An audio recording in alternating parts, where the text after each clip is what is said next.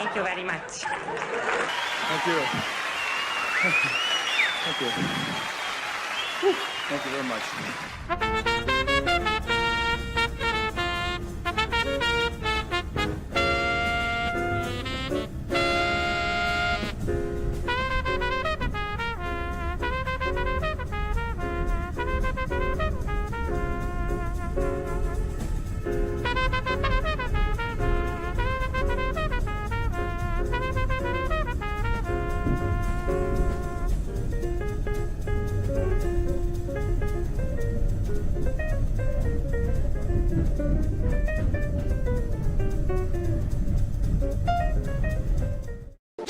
Thank you. Thank you. Thank you. Thank you. Thank you. Thank you. Thank you. Thank you. Thank you. Thank you. Thanks. Oh, thank you.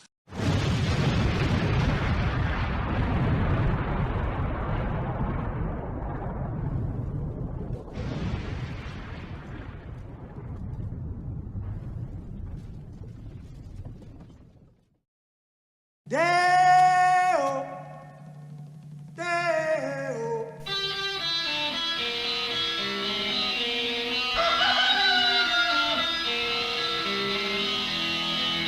Baby's got a burger and a shooter and that shake is all go down.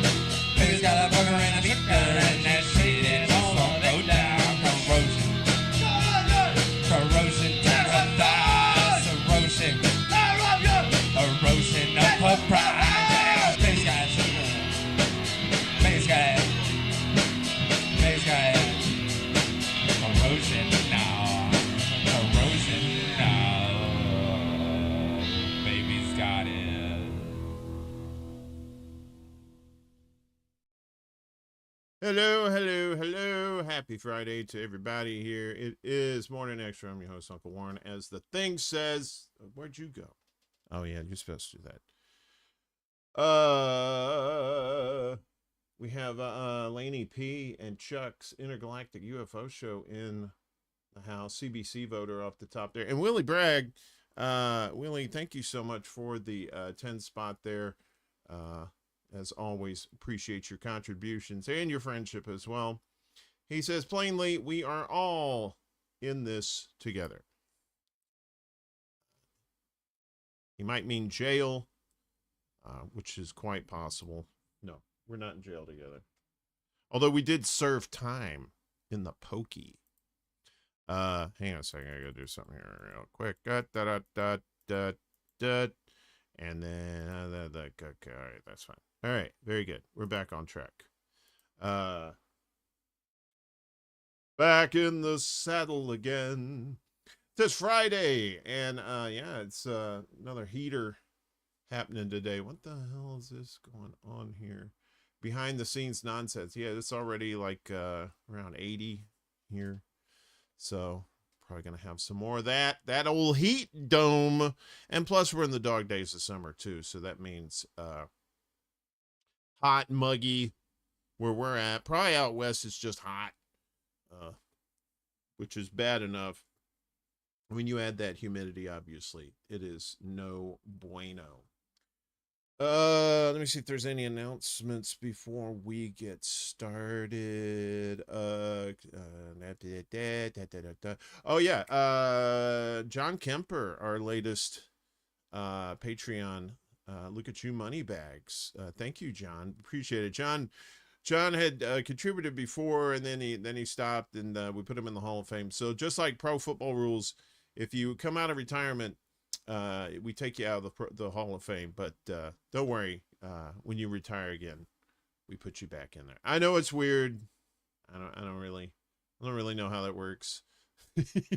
But I appreciate everybody who all our patrons and all our supporters for the shows. If you want to become a Patreon, you can do so. You know, the links are down below, and we put your name up in lights like we do for all the shows. And you know, it helps us out. It really does. So other than that, I think that's all I got here. Good shows this week with Laine on the Undercurrent. If you haven't seen that, please check that out. And I had my buddy Robert Moore on Wednesday night for ExtraBulla Live. That was a good time. And, he's got a new book out, Mortal.exe. So if you haven't seen that, please check it out. He's a good guy. We're going to have him on the Undercurrent here pretty soon, too. So among a plethora of other guests as well. All right, well, let's get down to the business that is news. So Palantir, surveillance state profiteer, making billions in profits, but with an effective U.S. tax rate of 0. Palantir Technologies, one of the world's most influential and controversial surveillance tech companies, enjoyed an effective tax rate of just 1.4% globally last year while paying no U.S. federal income tax, despite recording substantial profits. An analysis released on Wednesday revealed. Yeah, I know, water wet, sky blue when it comes to these things, especially with Trumpy involved. But even when a Democrat's in charge, that seems to... They only tick up the tax rate to make it seem like they're raising taxes on these billionaires, but they're not. Don't be fooled. The study, Who Pays for the Surveillance State, was written by the Center for International Corporate Tax Accountability and Research, or CICTAR, in partnership with the European Federation of Public Services Unions. The report examines how Palantir is capturing ever larger government contracts while paying no U.S. federal corporate income tax and shifting much of its foreign profits back to the U.S., avoiding taxes in Europe. And that's how Elon Musk kind of works that way, too. He has all these government contracts, so he avoids taxes, too. Guillotines, pitchforks, torches, anyone? In 2025, the company reported $1.657 billion in pre-tax profit, booked $22.7 million in corporate tax paid globally, and paid $0 in U.S. federal income tax, resulting in an effective tax rate of just 1.4% globally, CICTAR found. The report's core claim of profit shifting is based on the gap between revenue and profit location. 26% of Palantir's revenue came from outside the U.S., but 96% of pre-tax profit was booked in the U.S., the analysis states. The Trump administration has not only been granting record amounts in new contracts to Palantir, but is running a global protection racket to help it, along with larger U.S. tech giants, avoid paying tax both in the U.S. and globally, the report contends. What's up, Game.Film? Good to see you, buddy. In Europe, the report finds a pattern of subsidiaries providing services to the U.S. parent on cost-plus terms, leaving low taxable margins locally while related party payments move value back to the U.S., CICTAR added. CICTAR, that sounds like some sort of like, Jason and the Argonauts kind of character thing. Palantir maintains that it complies with applicable tax laws in every jurisdiction where it operates. Company representatives have said that transfer pricing arrangements and other accounting practices cited by critics are standard among multinational corporations who also tax dodge and comply with existing regulations. The Palo Alto, California-based company's soaring revenues are partly driven by government contracts, with the U.S. Department of Defense being the data and analytics specialist biggest client. Palantir is also integral to the Trump administration's deadly anti-immigrant crackdown, selling technology used by the Department of Homeland Security agencies, including ICE, to identify, track, and target people for arrest and deportation and manage their cases. Palantir has also drawn scrutiny from Democratic U.S. lawmakers, including Senator Ron Wyden of Oregon and New York Congresswoman Alexandria Ocasio-Cortez, who demanded answers following reporting last year that the company was amassing troves of data on Americans to create a government-wide searchable mega database containing the sensitive taxpayer data of American citizens. Demanding answers, but not doing anything about it once they get the answers, right? Palestine defenders have also denounced Palantir and other tech giants for selling technology to the Israeli government and military, despite findings by rights groups, scholars, national governments, and a UN commission of inquiry that Israel is committing genocide in Gaza. Yes, Game.film. Boo AOC. The C stands for crap. Alex Karp, the billionaire co-founder and CEO of Palantir, told CNBC last month from his condo in hell, "I am the most publicly supportive CEO of Israel. I think Israel is on the side of good." Good should be in quotes, even though it is technically in quotes with the rest of the sentence. It and of itself should be in quote. Yeah. So in Europe, advocacy groups have raised concerns about Palantir's contracts involving sensitive medical records, immigration systems, and predictive analytics. Campaigners argue that centralized data platforms create attractive targets for misuse, unauthorized access, or mission creep beyond their original purposes. SICTAR's report concludes that European public authorities should be able to exclude companies that take public money while shifting profits away from the national tax base that funds public services and provide the basis for a national security the Palantir claims to defend. Responding to the report, Andrea Egan, General Secretary of Unison, the largest trade union in the UK, said that a big multinational aggressively aggressively avoiding tax and dodging its responsibility to pay a fair share is probably no surprise, hence the water wet, sky blue. But the fact the UK and other countries are rewarding Palantir with massive government contracts is what beggars belief. Ah, the UK. I love that. Yes, Boo Carp too. I think you should call him crap. Alex Crap. Systems that enable tax to be shirked on an industrial scale clearly have to change, she added. The likes of Palantir need to stump up what's due. I love the UK language there. Stump up. Tech giants raking off billions in profit can't be free to pay what they please. Ministers shouldn't award contracts to run public services to firms that are starving them of cash. Moolah. Lettuce.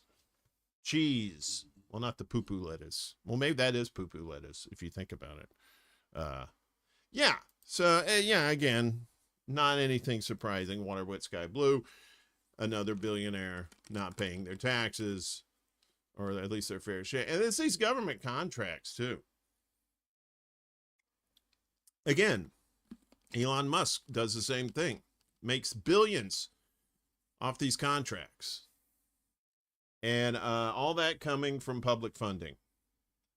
So when they tell you, oh, we don't want this socialist Medicare for all universal health care, we can't afford that. After you shove your foot up their ass, you tell them that's not how shit works. What's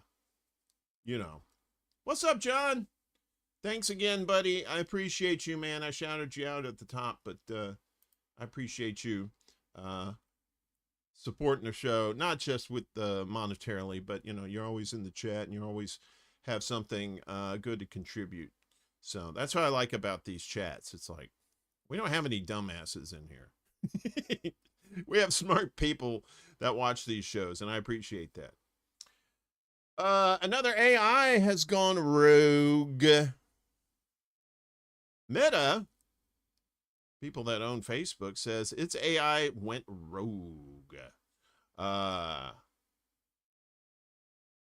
Telling you, man, Skynet's coming. Meta has become the third major tech company to report its AI going rogue and hacking a third-party company. The incident involved Muse Spark 1.1, an AI model marketed by the company as super intelligent. In a statement to the media on Wednesday, Meta said that the model was undergoing testing by a cybersecurity company. Irregular. Well, there's your problem right there. At least it wasn't Abby normal, right? Okay. When it exploited a security vulnerability in irregular systems, accessed the open internet, and hacked an unnamed third company. Meta blamed the incident on a misconfiguration in irregular systems. Well, they are irregular. Come on, it's in the name. The incident follows similar cases at OpenAI and Anthropic. Last month, OpenAI's GPT 5.6 Soul and another pre-release model were ability to access the internet, ordered a couple of pizzas, charged some pornography to their mom's credit card, and attempted to locate the solution to a cybersecurity puzzle by hacking a repository of previous test results. I'm pretty sure they did all that. Even the ordering pizza part. I know I would. If I was an AI, I'd be like, me hungry. Delicious. Anthropic's Claude AI also conducted unauthorized cyber attacks while it was undergoing testing by irregular. What? Again, irregular. You're working with irregulars. Stop it. They might as well just call it fucked up. The company disclosed this week. Meta's MuseSpark 1.1 and Anthropic's Claude were being tested in the exact same evaluation environment when they escaped. Irregular said there are no current open issues. Irregular is developing a white paper to share best practices for containment and securely running cyber evaluations, the company added. So why have all these AI models suddenly gone rogue? As RT explored last month, OpenAI and Anthropic's models all broke out of testing laboratories while they were attempting to solve cybersecurity tasks. Interesting. In both cases, the models had been instructed to break into internal systems, but reasoned that the most efficient way to achieve this goal was to access the open internet. OpenAI's GPT 5.6 sought answers to its test on servers hosted by a company called Hugging Face. Told you about that. Claude was instructed to hack a fictional company that shared its name with a real internet domain and assumed that breaking into the real company was part of its test. For OpenAI and Anthropic, these escapes served as powerful demonstrations of their model's capability. Both companies plan on going public later this year or in early 2027, and both generated worldwide media attention and cemented themselves as leaders in an increasingly crowded field. Meta unveiled MuseSpark 1.1 less than a month before the security incident. According to Meta, the model delivers exceptional performance bordering on superintelligence. The company's marketing materials mostly demonstrate its use as a scheduling assistant for individual customers and a coding tool for businesses. Yeah, if ABC, NBC, and CBS did some cursing in their reporting, it might make them sound a little bit more legit. Daddy got a bit of a potty mouth. And I'm not apologizing one bit. Yeah, AI wants to figure out how to taste chocolate. Well, if that doesn't scare the pee-pee out of your pecker, well, scientists found sound alarm on AI-generated biological viruses amid unregulated industry. What could possibly go wrong? As scientists confirmed the first ever biological viruses generated by artificial intelligence, experts warned Thursday that governments have failed to keep pace with a rapidly advancing and largely unregulated technology that, while having tremendous potential for medical breakthroughs, could also pose existential threats to humanity. There we go. Let me highlight that. Existential threats to humanity in the foreseeable future. It's like those drug commercials, you know, side effects may include slight itching, rash, death, severe vomiting. Existential threats to humanity. Research published Thursday in Science, available in full only to subscribers. Oh, that's convenient.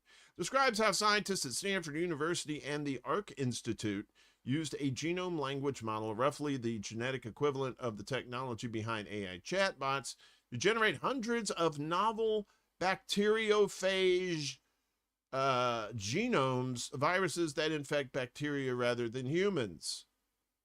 For now. After synthesizing and testing the AI-generated designs, researchers found that 16 functioned successfully in laboratory experiments infecting and killing E. coli. E. coli! Gonna get one of those little horns. While the researchers said that the new viruses pose no danger to humans, wink, wink, wink, wink, wink, wink, ow, my eye, because they only infect bacteria. When do we get to the point when humans become bacteria? Experts have warned of the risks of AI creating novel bioweapons, either prompted by scientists or in a future when superintelligent AI is achieved independently that could, in a worst-case scenario, threaten the existence of humanity. Yeah. Although this is promising for life sciences and applications, it also raises urgent biosafety and biosecurity questions.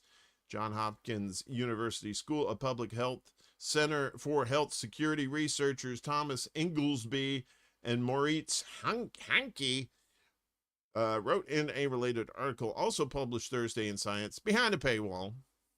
Come on, science. The ability to compose viral genomes using generative AI now exists. The governance to safely steer it does not. No. Does not. Again, what could possibly go wrong? The Stanford and Arc Institute study authors themselves noted the important biosafety, biocontainment, and biosecurity considerations accompanying such advances, urging researchers to consult both safety and security professionals during their work. Calls for more robust regulatory guardrails have mounted in recent weeks amid revelations that one of ChatGPT maker OpenAI's models autonomously broke into the systems of other companies during testing. We told you about that. As AI advances to the point where it will likely outsmart humans, and let's face it, if we took humanity as a whole right now, we're not very smart. There are some that are a lot smarter than others, but then there are some who are a lot dumber than others, and it all kind of evens out. The challenge of ensuring that advanced systems reliably pursue goals that match what humans actually want, known as alignment, becomes increasingly difficult and experts say dangerous. I mean, AI already knows. You ask these AI chatbots, who's smarter, humans or AI? And of course, AI said, AI, look at yourselves. What's wrong with you? A misaligned superintelligence could take uncontrolled autonomous actions at massive scale to achieve its goals, with industry pioneers warning of potentially catastrophic outcomes like AI-launched nuclear war. Shall we play a game? Come on, Whopper. Or bioattack with existing or AI-generated pathogens. While advocacy groups, the United Nations, and dozens of national governments are urging more robust regulation of AI development, the U.S., under Trumpy, the Republican-controlled Congress, and Big Tech's army of lobbyists is strongly opposed to guardrails. In fact, Trumpy, who Congressional Progressive Caucus Chair Greg Cesar on Monday accused of being too busy cashing in on AI, has rolled back regulations, including some meager steps taken during the Biden administration to bolster safety. There's just a huge disconnect, Hanke told the New York Times on Thursday. What, Trump and a disconnect? I feel like Captain Obvious today. Yeah, our politicians show there are more dummies here. Of course. Fun stuff. Why you always do this to me? Speak of the devil, and he shall appear on this show and tomorrow night's show too. Come stay tuned for the secret show. Special guest Satan tomorrow night. Just a little teaser there. So, Senate committee votes to hold Fauci in contempt over refusal to answer questions. Maybe his throat was too gravelly. Is this? What the hell is this? All right. Oh, that's something else. Okay, so those are just kind of bullet points. A Senate committee voted Thursday to hold Dr. Anthony Fauci in contempt of Congress and refer him to the Justice Department for potential prosecution over his refusal to answer questions at a hearing last week on his handling of the COVID-19 pandemic. Fauci evoked his Fifth Amendment right against self-incrimination more than 100 times at the hearing. I think it was around 111. Trump said Thursday he was signing 2 executive actions on immigration. Okay, that's something else we got coming on. So that's just like a little update for Fauci there. We'll keep an eye on that. I don't like to go into, like I see on Rumble, and people have like these 2-3 hour shows just on Fauci and what a terrible person he is. Yeah, okay. All right. Again, water wet, sky blue. Let's focus on the news. So now the news is that he's being held in contempt of Congress. Let's see what that actually means. Oh, is that the actual story? Oh, okay. There we go. I clicked the wrong thing. My bad. I can actually read this story for you. So let's do it real quick. So again, Senate committee vows to hold Fauci in contempt. So Senate committee voted along party lines Thursday to hold Fauci in contempt of Congress over his refusal to answer questions at a hearing on his handling of the COVID-19 pandemic.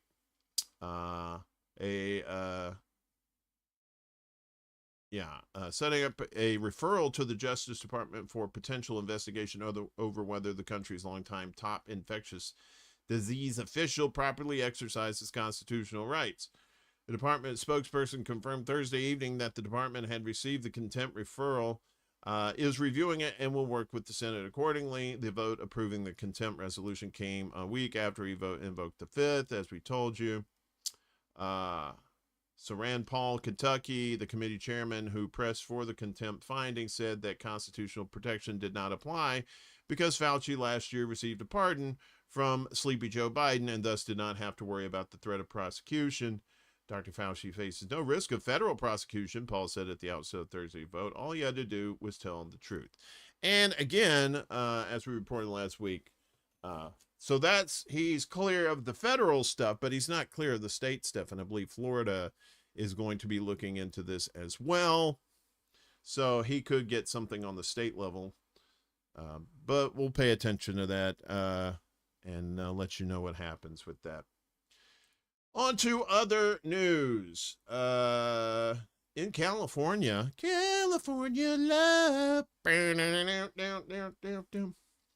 California sued by Teamsters over self-driving truck rules.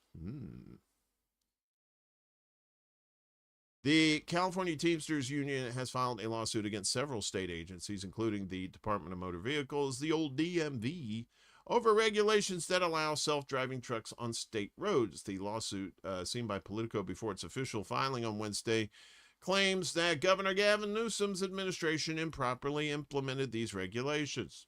The regulations, which were adopted in April, permit commercial trucks weighing over 10,001 pounds, that's an interesting number, to operate autonomously on public roads. The Teamsters argue that these rules pose a significant threat to union jobs, potentially eliminating positions for over 200,000 semi-truck drivers in California. Julie Gutman-Dickinson, an attorney representing the Teamsters, stated that the DMV failed to conduct a necessary economic study on the impact of these regulations using an abbreviated process meant for minor updates.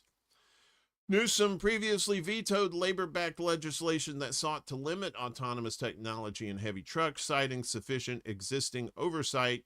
However, the Teamsters hope that the next governor, possibly Xavier Becerra, will be more receptive to their concerns. Becerra has expressed support for keeping drivers in the cab of autonomous trucks. The lawsuit also highlights safety concerns, citing incidents in San Francisco where self-driving vehicles cause traffic disruptions. I think it's those Waymo cars, which I call Lamo, but they are Waymos. Despite these challenges, companies like Tesla argue that autonomous technology can improve road safety and address labor shortages. The DMV has not commented on the pending litigation, and the Department of Finance is yet to be served. Address labor shortages by making them worse. It's like, you have labor shortages now, but guess what? You're going to have more. Because They're taking our gerbs. Remember that from South Park? In other transportation news for you, the Trump's TSA sued over insane proposal to privatize airport screening. It's up a little bit. I can't see so good. The nation's largest public employees union filed a lawsuit Wednesday against the Trump administration, accusing it of trying to conceal a scheme aimed at privatizing the federally controlled airport screening process. In its complaint, the American Federation of Government Employees, or AFGE, asked a federal court to force the Transportation Security Administration to comply with its Freedom of Information Act request for TSA Gold Plus, which the union described as a secretive push to expand the privatization of airport security screening functions. The union originally filed its FOIA request in May, but has since received none of the records requested, although the TSA last month did acknowledge the program's existence and said that there are plans to launch it at 3 airports next year. AFGE's complaint alleges that the program would jeopardize the employment conditions of tens of thousands of TSA employees and the safety of the traveling public, while noting that the U.S. Department of Homeland Security, DHS, last year tried to eliminate the collective bargaining rights of approximately 47,000 employees before being enjoined by a court order. AFGE also pointed to a proposal contained in the Heritage Foundation's notorious Project 2025 blueprint to privatize the screening function at U.S. airports. The union said it was demanding some information from the TSA because of its interest in the TSA Gold Plus program, the lack of public information about the program, and the potential threat to its membership. Everett Kelly, national president of AFGE, said that the administration appeared to be headed back toward the kind of system used before September 11, 2001 terror attacks, in which airports relied on private contractors with less stringent standards for screening passengers. TSA has been keeping everyone in the dark about its privatization plans. TSA employees, members of Congress, airport authorities, and the flying public, said Kelly. Changes of this magnitude must not be made in the dark. Sarah Nelson, international president of the Association of Flight Attendants, said in an interview with the American Prospect published Monday that nobody should be surprised by the administration's efforts given how they were foreshadowed by Project 2025. This is about dismantling government everywhere, dismantling worker rights everywhere, said Nelson, who described the privatization initiative as an insane proposal by the Trump administration. Chris Finlay, a TSA worker in Tampa and president of AFGE Local 556, told The Guardian in an interview published Wednesday that having for-profit firms in charge of security would inevitably lead to a decay in safety standards. As a business, their primary goal is to be profitable, said Finlay, and staffing is the most expensive part of that contract. So if they can reduce how much they have to pay staff, they're going to. They're selling the safety of the traveling public for corporate greed. That is what's happening. Not like that 70s show. What's happening? Remember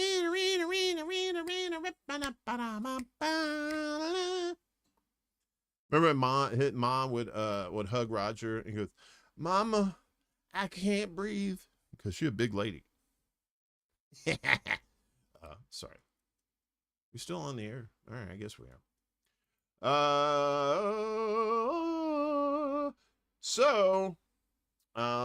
Let's go to birthright citizenship.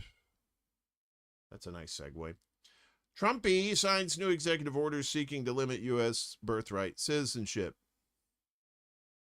So Trumpy has signed 2 executive orders seeking to limit birthright citizenship weeks after the Supreme Court upheld the practice as protected under the Constitution.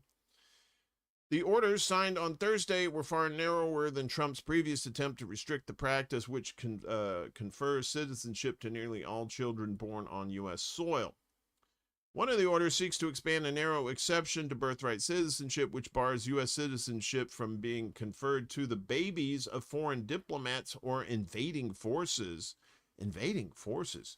You mean so if troops invade the United States, like Canada or Mexico, and they make them babies on our soil, that means they can't be citizens. Making babies. Trump's expansion would also exclude the children of alleged terrorists. There we go. That's another drinking game there. People deemed to be attempting to purchase citizenship and certain people born in U.S. territories. What is a certain people? Certain people? The second order calls on the Secretary of State and the Secretary of Homeland Security to halt so-called birth tourism, the practice of mothers traveling to the U.S. for the sole purpose of giving birth.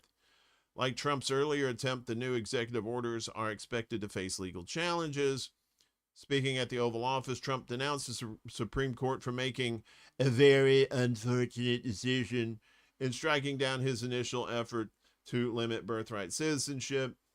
They've taken birthright citizenship and they've made a joke out of it, said Trump, adding that his administration is making adjustments to its approach. And if anybody knows about making a joke out of something, it's probably Trumpy. On January 20th, 2025, the first day of his second term, Trump had signed an executive order seeking to reinterpret the 14th Amendment of the Constitution to tighten the category of people who qualified for birthright citizenship. The order argued that children born to immigrants on temporary visas or without documentation were not, quote, subject to the jurisdiction of the U.S. and therefore could not be automatically granted citizenship. But in June, the U.S. Supreme Court ruled that Trump's attempts to narrow birthright citizenship were unlawful, citing the Constitution's citizenship clause. If Congress intended to limit American citizenship to the children of those domiciled in the U.S., nothing in the succinct language of the citizenship clause conveyed that design, the majority opinion said. Trump has made a hardline approach to immigration a centerpiece of his political career. However, the Supreme Court ruling represented one of the largest legal setbacks of his second term. Despite a conservative supermajority on the 9-judge panel, 6 justices voted against Trump's effort to transform who is eligible for birthright citizenship.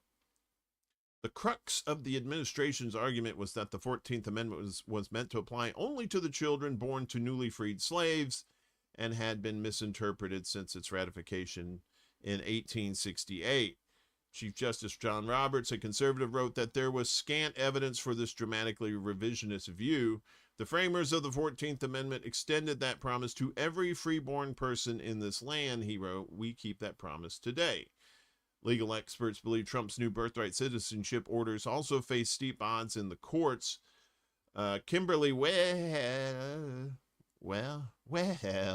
a constitutional law expert told Al Jazeera the orders are likely to be deemed unconstitutional, but she speculated that Trump may be seeking to appeal to his far-right base at a time when his poll numbers are indeterminate. It looks like what Donald Trump is setting up is a clash between himself and the authority of the U.S. Supreme Court. Well said. Lots of things aren't looking up for Trump, so he's trying to make political hay out of something that, frankly, is resolved. Why would you want to make hay unless you want to feed cows? That's kind of weird, but hey, whatever. I don't kink shame. I don't know what that means. Yeah, so yeah, just like a lot of the shit that he's trying to pull is probably going to get shot down. Your parents aren't from here, glad it failed. Yeah. Well, stay frosty, John, because, fuckery is always afoot with these clowns. Meanwhile, they're screwing with Cuba again. U.S. sanctions Cuba's military representative in Beijing over China procurement.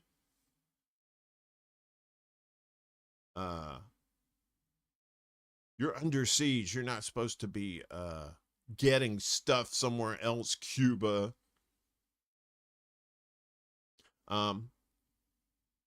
U.S. sanctioned Cuba's senior military representative in Beijing on Thursday, accusing him of helping procure military-related equipment from China for the island's armed forces. Waldo Perez Cortez, Cuba's military, naval, and air attaché in Beijing, was among 6 Cuban nationals and 5 entities added to the U.S. Treasury Department's specially designated nationals and blocked persons list.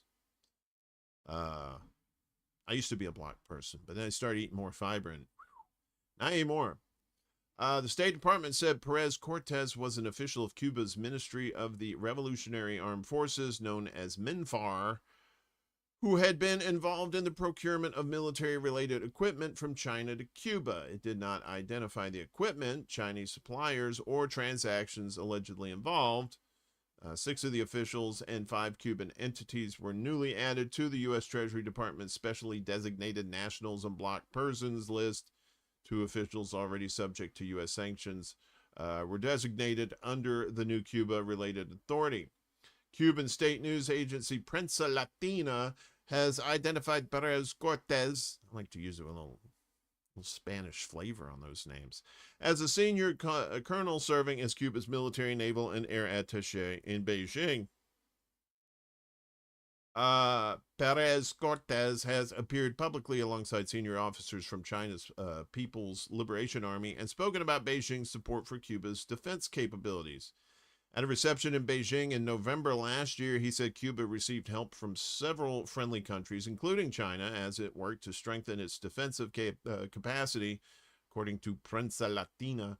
Lieutenant General Wu Aimin and military, naval, and air attachés accredited to China attended the event, the Cuban news agency reported.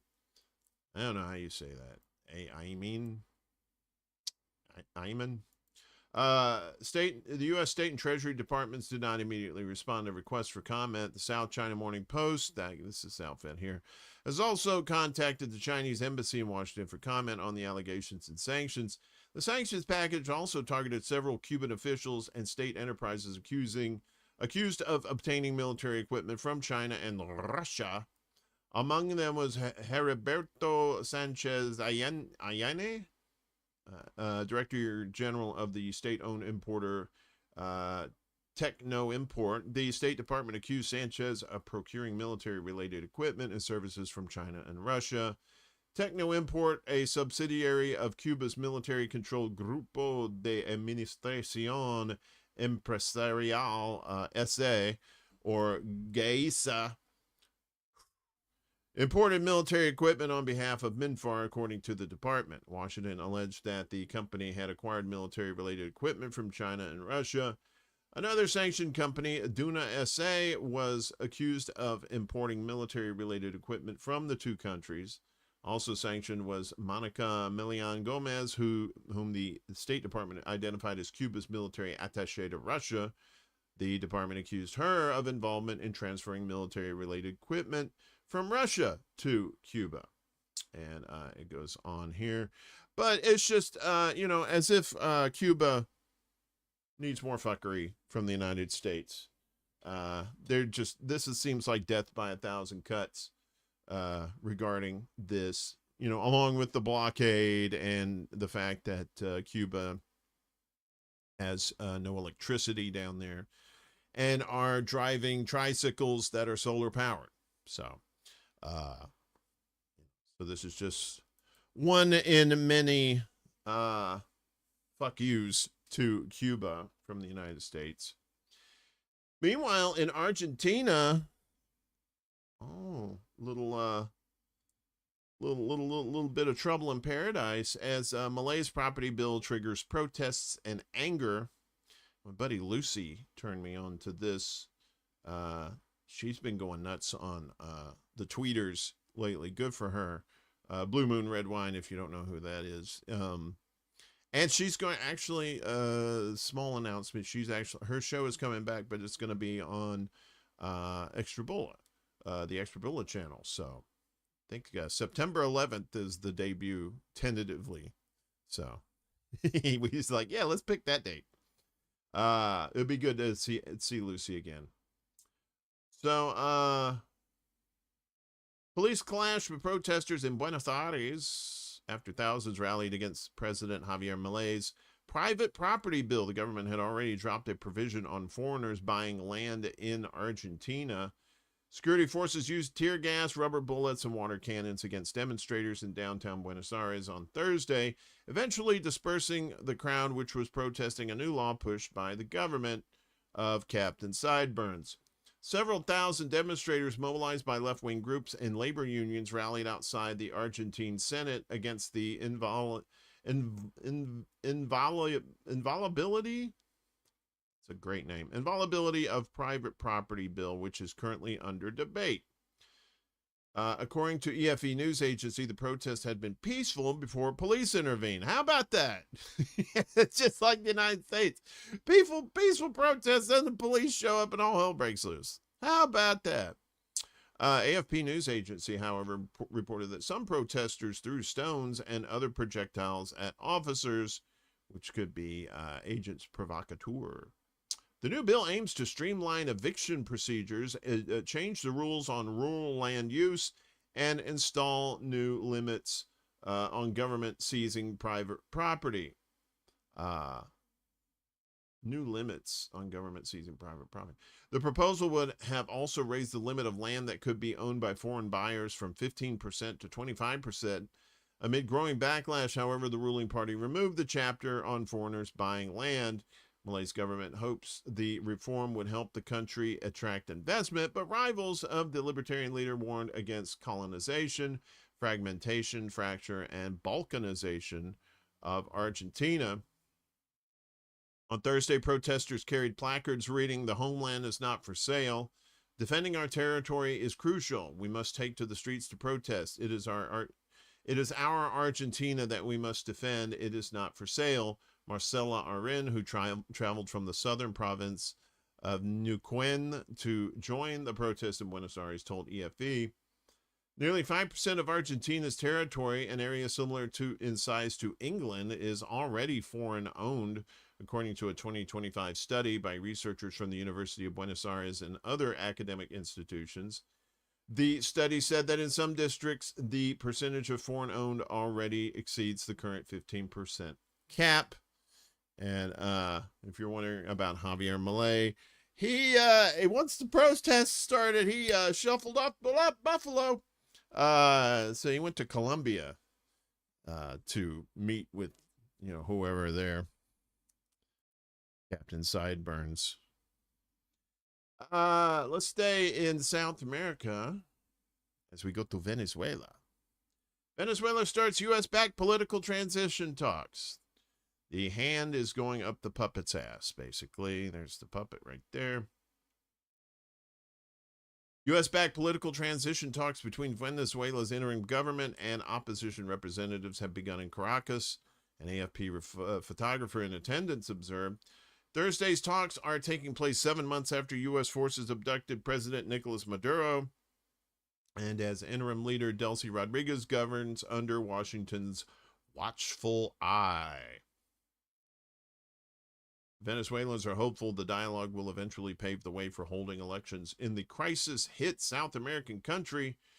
The opening session was held at the Simon Bolivar Park Convention Center in the La Carlota neighborhood, according to media reports. Only photographers were allowed inside, and no public statements are expected were expected afterwards. Notably absent from the talks is opposition favorite and Nobel Peace Prize laureate Maria Corina Machado, who lives in exile and was not invited to join the discussion. The opposition is instead being represented by Dinora Figueroa, who returned to Venezuela from exile on Wednesday. Figueroa heads the opposition bloc. National Assembly Chief Jorge Rodriguez, who is the interim leader's brother, is meanwhile representing the government. The U.S. State Department welcomed Figueroa's delegation for the start of in-person talks with Venezuela's interim government. These direct talks present a unique opportunity, it stated, urging all concerned to support this effort to deliver tangible results for Venezuelans. We already told you that. According to the official agenda released by both sides, they will discuss the response to the twin earthquakes of June 24th, which left more than 6,000 dead, as well as the strengthening of democracy and political rights. Machado has said she will not stand in the way of the progress because the U.S. said, you best not. We control this shit now, not you. Just smile for the cameras, dear. That's what they're saying. How's everybody doing? Am I right? Orange whip. Orange whip. 80 already. Got hella more reading to do. So let's talk about the Iran war, but a different side of it. As hang on just a second. I just want to see something here real quick. I guess we're okay. We're still on. All right. Weird stuff happening. So Iran's hidden toll, the Iran war's hidden toll, brain injuries threaten U.S. troops' future. Weird stuff is happening. The latest escalation of the U.S. war in Iran has renewed concerns over the long-term health consequences facing American troops exposed to drone and missile attacks, with traumatic brain injuries emerging as one of the conflict's most significant battlefield wounds, according to the AP. Nearly 700 U.S. service members have reportedly been wounded during attacks on American positions in West Asia and other combat operations. Military officials have said most suffered traumatic brain injuries and later returned to duty. The Pentagon has described many injuries as minor concussions, but medical specialists and veterans warn that blast-related brain injuries can produce symptoms that appear years later and may permanently affect memory, balance, and daily life. Yeah, kind of like with football players, they get the CTE and they really can't tell if they have it until they're dead.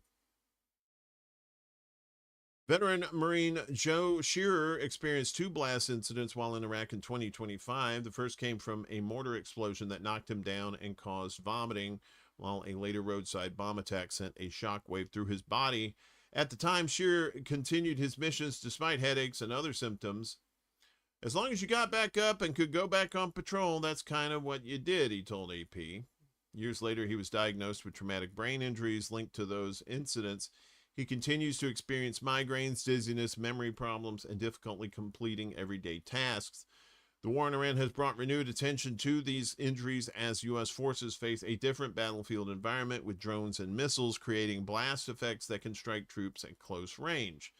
Unlike the roadside bombs and improvised explosive devices, the IEDs, common during the U.S. wars on Iraq and Afghanistan, drone warfare presents new challenges for understanding how blast waves affect the brain. Traumatic brain injuries have become one of the defining medical consequences of U.S. wars over the past 2 decades. More than 500,000 U.S. service members were diagnosed with traumatic brain injuries between 2000 and 2025, according to military data. Around 82% of these cases were classified as mild, although experts caution that symptoms can persist long after the initial injury. Medical specialists say repeated exposure to explosions increases the risk of long-term neurological damage, including chronic traumatic encephalopathy, the CTE I was telling you about earlier, a degenerative brain condition associated with repeated head trauma.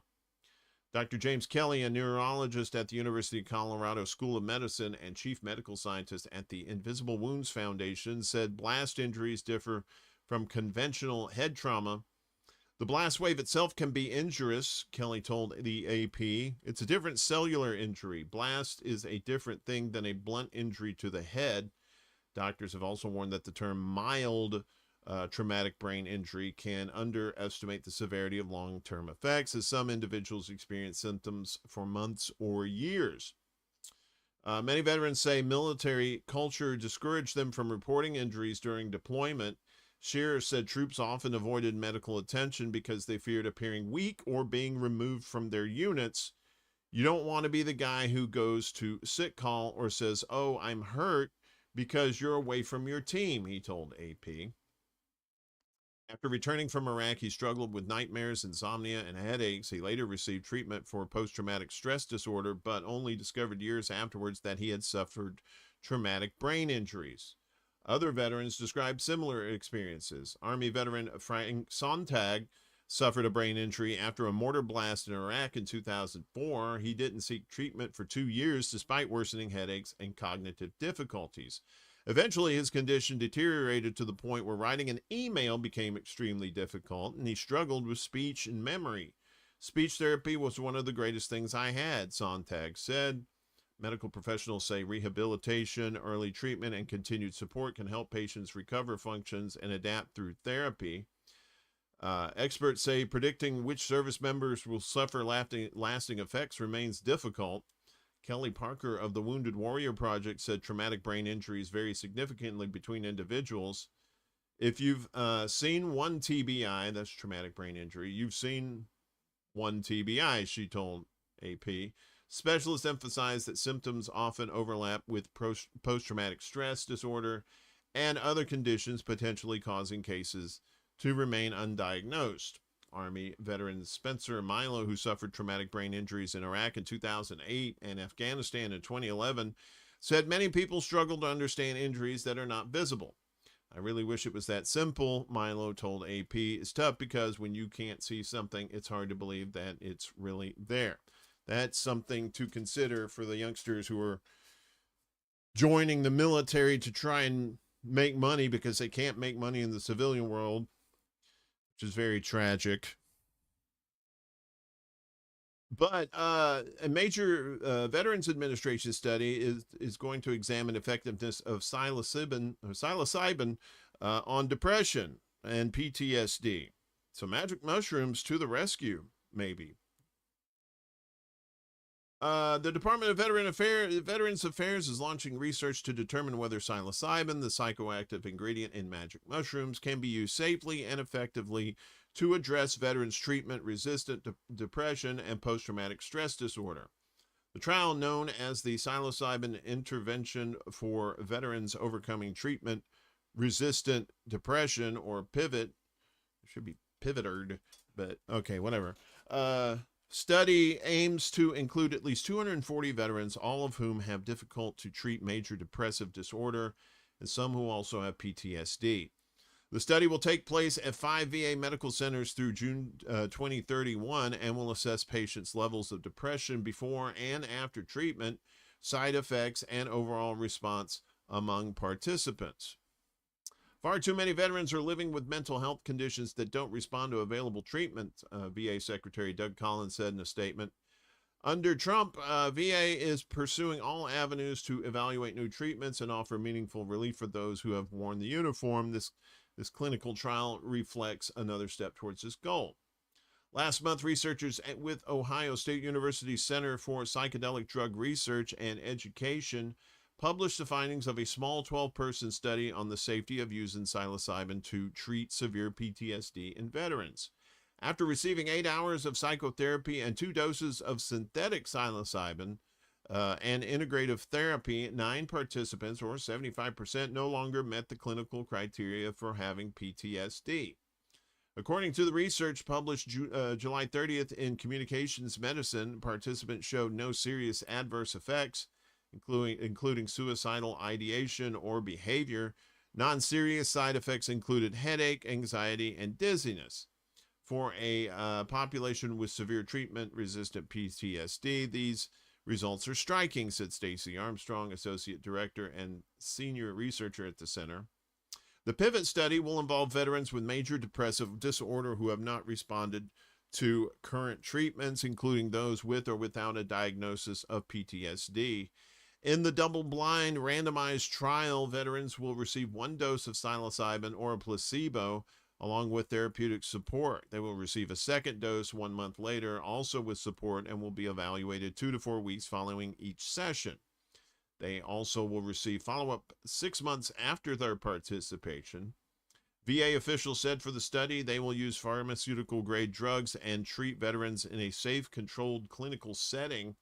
The 5 VA facilities that are slated to host the research include Birmingham VA Health Care System and Tuscaloosa VA Medical Center in Alabama, the VA Portland Healthcare System in Oregon, Corporal Michael Crescent's VA Medical Center in Philadelphia, and VA Puget Sound Healthcare Systems in Seattle. Trump signed an executive order in April directing the Food and Drug Administration to accelerate the review of some psychedelic therapies to treat mental health conditions. The order also required the FDA, the Department of Health and Human Services, and the VA to collaborate on psychedelic research.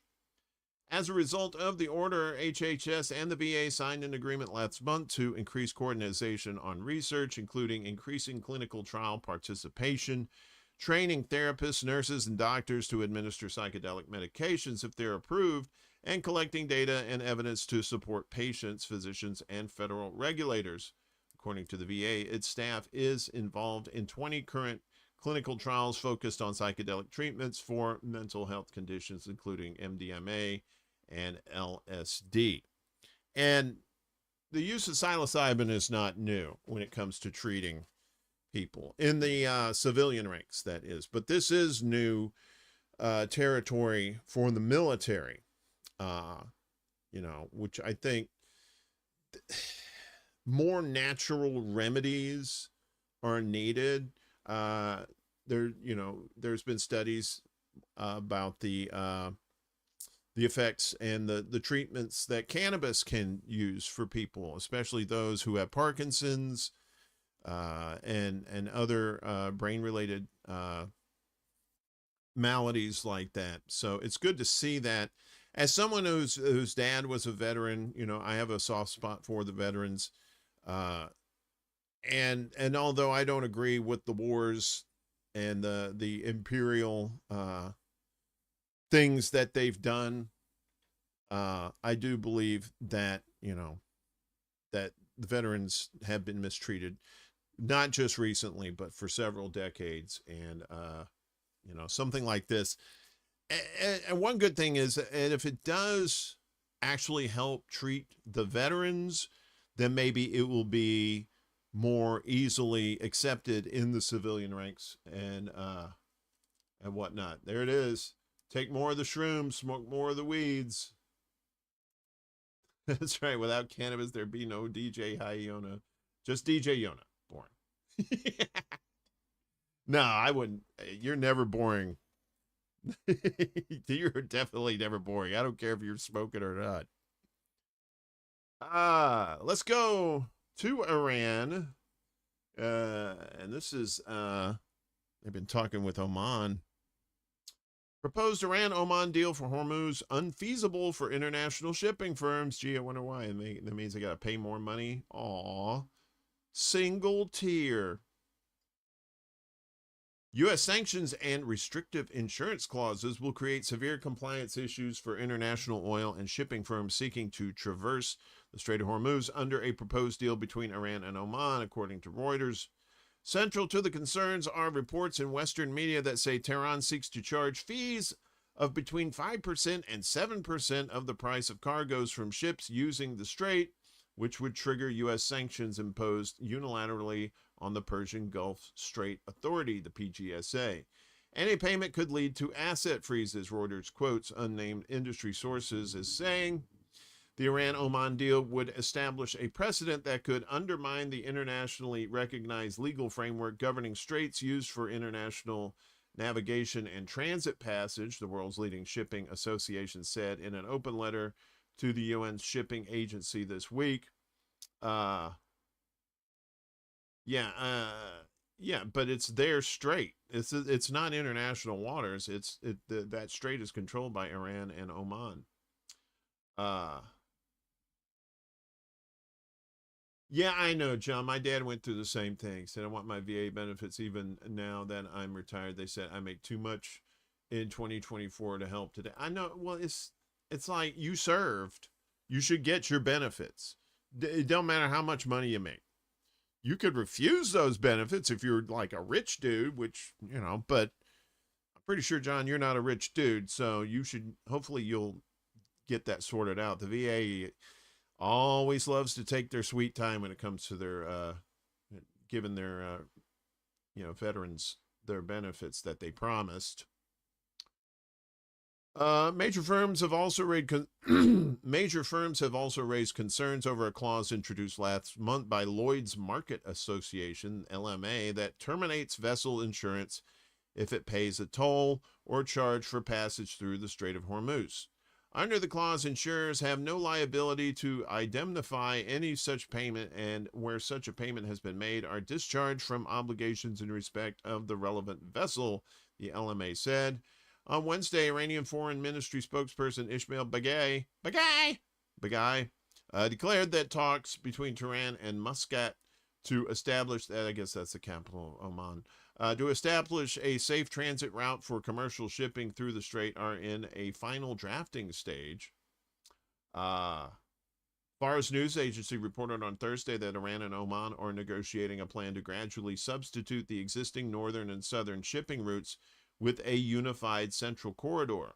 Under the proposed framework, ships would initially enter through the northern lane near Iran and exit through the southern lane near Oman. Eventually, all traffic would be redirected to the central corridor, with Iran overseeing inbound traffic and Iran and Oman jointly managing outbound traffic. Transit charges would potentially be based on services like insurance, bunkering, and environmental work, not a fixed percentage of cargo value, Fars sources confirmed. Nevertheless, a draft bill is reportedly under review in Iran's parliament to introduce new rules for the Strait of Hormuz.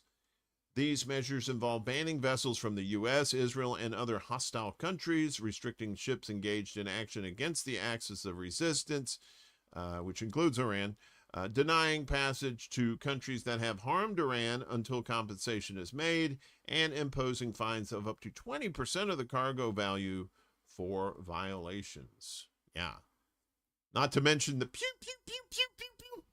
You know, they're like, oh, you want to break our rules? Okay, how about we break your hull on your ship there, and, boom, boom, boom, out go the lights. And then the United States goes, why are they shooting at us? It's like, well, sorry, rules for thee, not for me. Meanwhile, in Yemen and the Saudis mixing it up again. The Yemen Armed Forces preemptive ops surprises Saudis, thwarts ground offensive. Yemeni Armed Forces operation targeting Saudi military concentrations was preceded by precise intelligence gathering that enabled a powerful, accurate, and highly focused strike, a senior military source stated. In remarks to Al Mayadeen, the source said the YAF's preemptive strike caught the Saudi enemy by surprise, leaving it in a state of shock, confusion, and disarray. He also stressed that Saudi Arabia had issued strict orders to withhold the names and numbers of those killed in the operation in an effort to preserve morale of its collapsing forces. And not letting anybody know how bad they got their asses kicked, apparently. According to the source, Saudi preparations for a ground offensive have been publicly visible in recent months. Meetings of Saudi military officers and commanders the brigades mobilized for the offensive had also been openly reported in the media, the source said. They added that the precise preemptive strike thwarted the Saudi planned ground offensive, whose preparations had been ongoing for a long time. The operation also deprived Saudi Arabia of the ability to take any immediate steps to recover from the mighty blow, according to the source.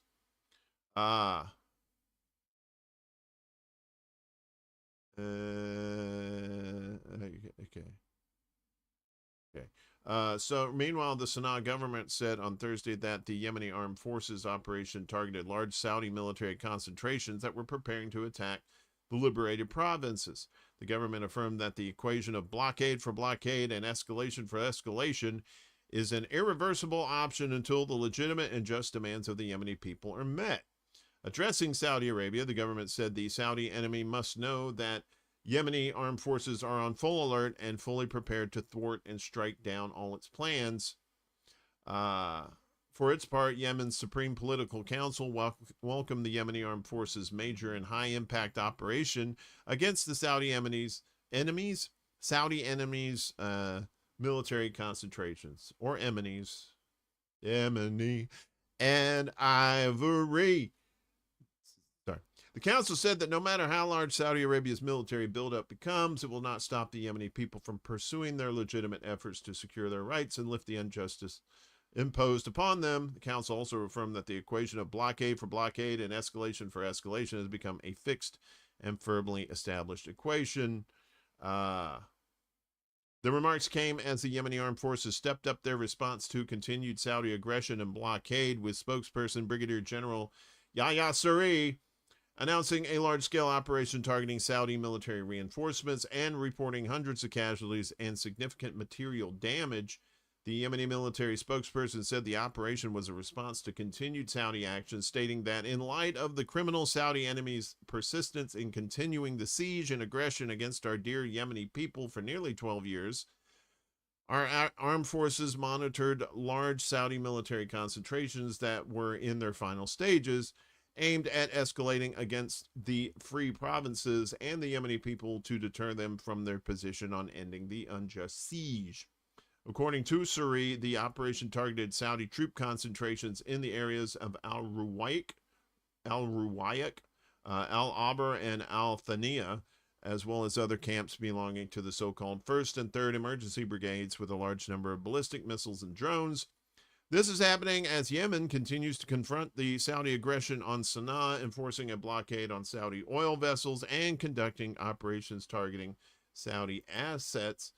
And don't forget about the the Yemen civil war, too. Houthi attacks on government forces hint that a major battle in Yemen is brewing. What's going on here? All right, get off me. Weird things.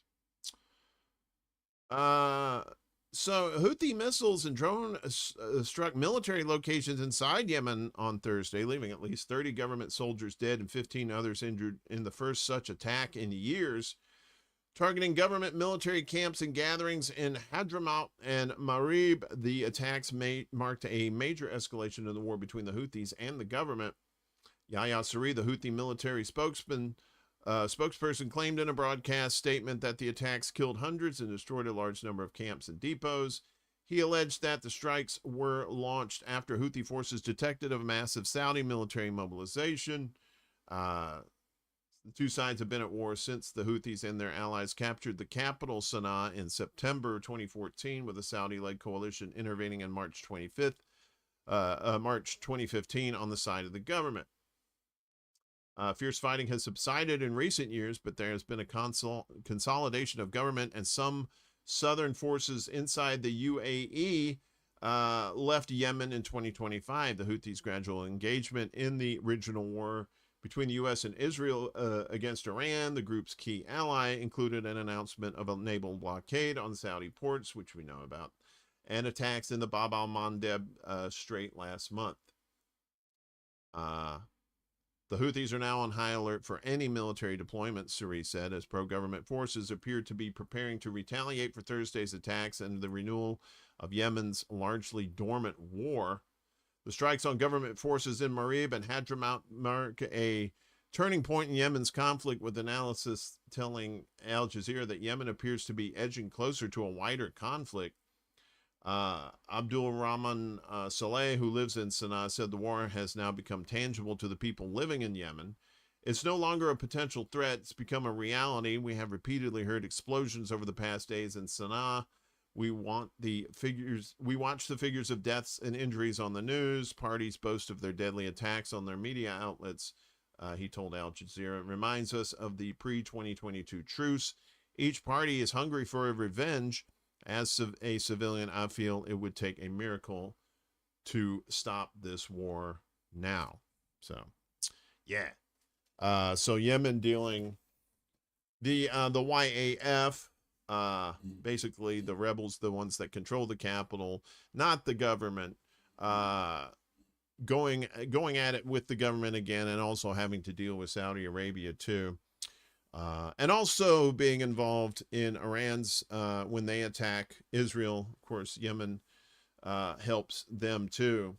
So Yemen is a very strategic part of this whole situation in the Middle East, and this ever evolving situation as it goes. Very interesting to keep an eye on.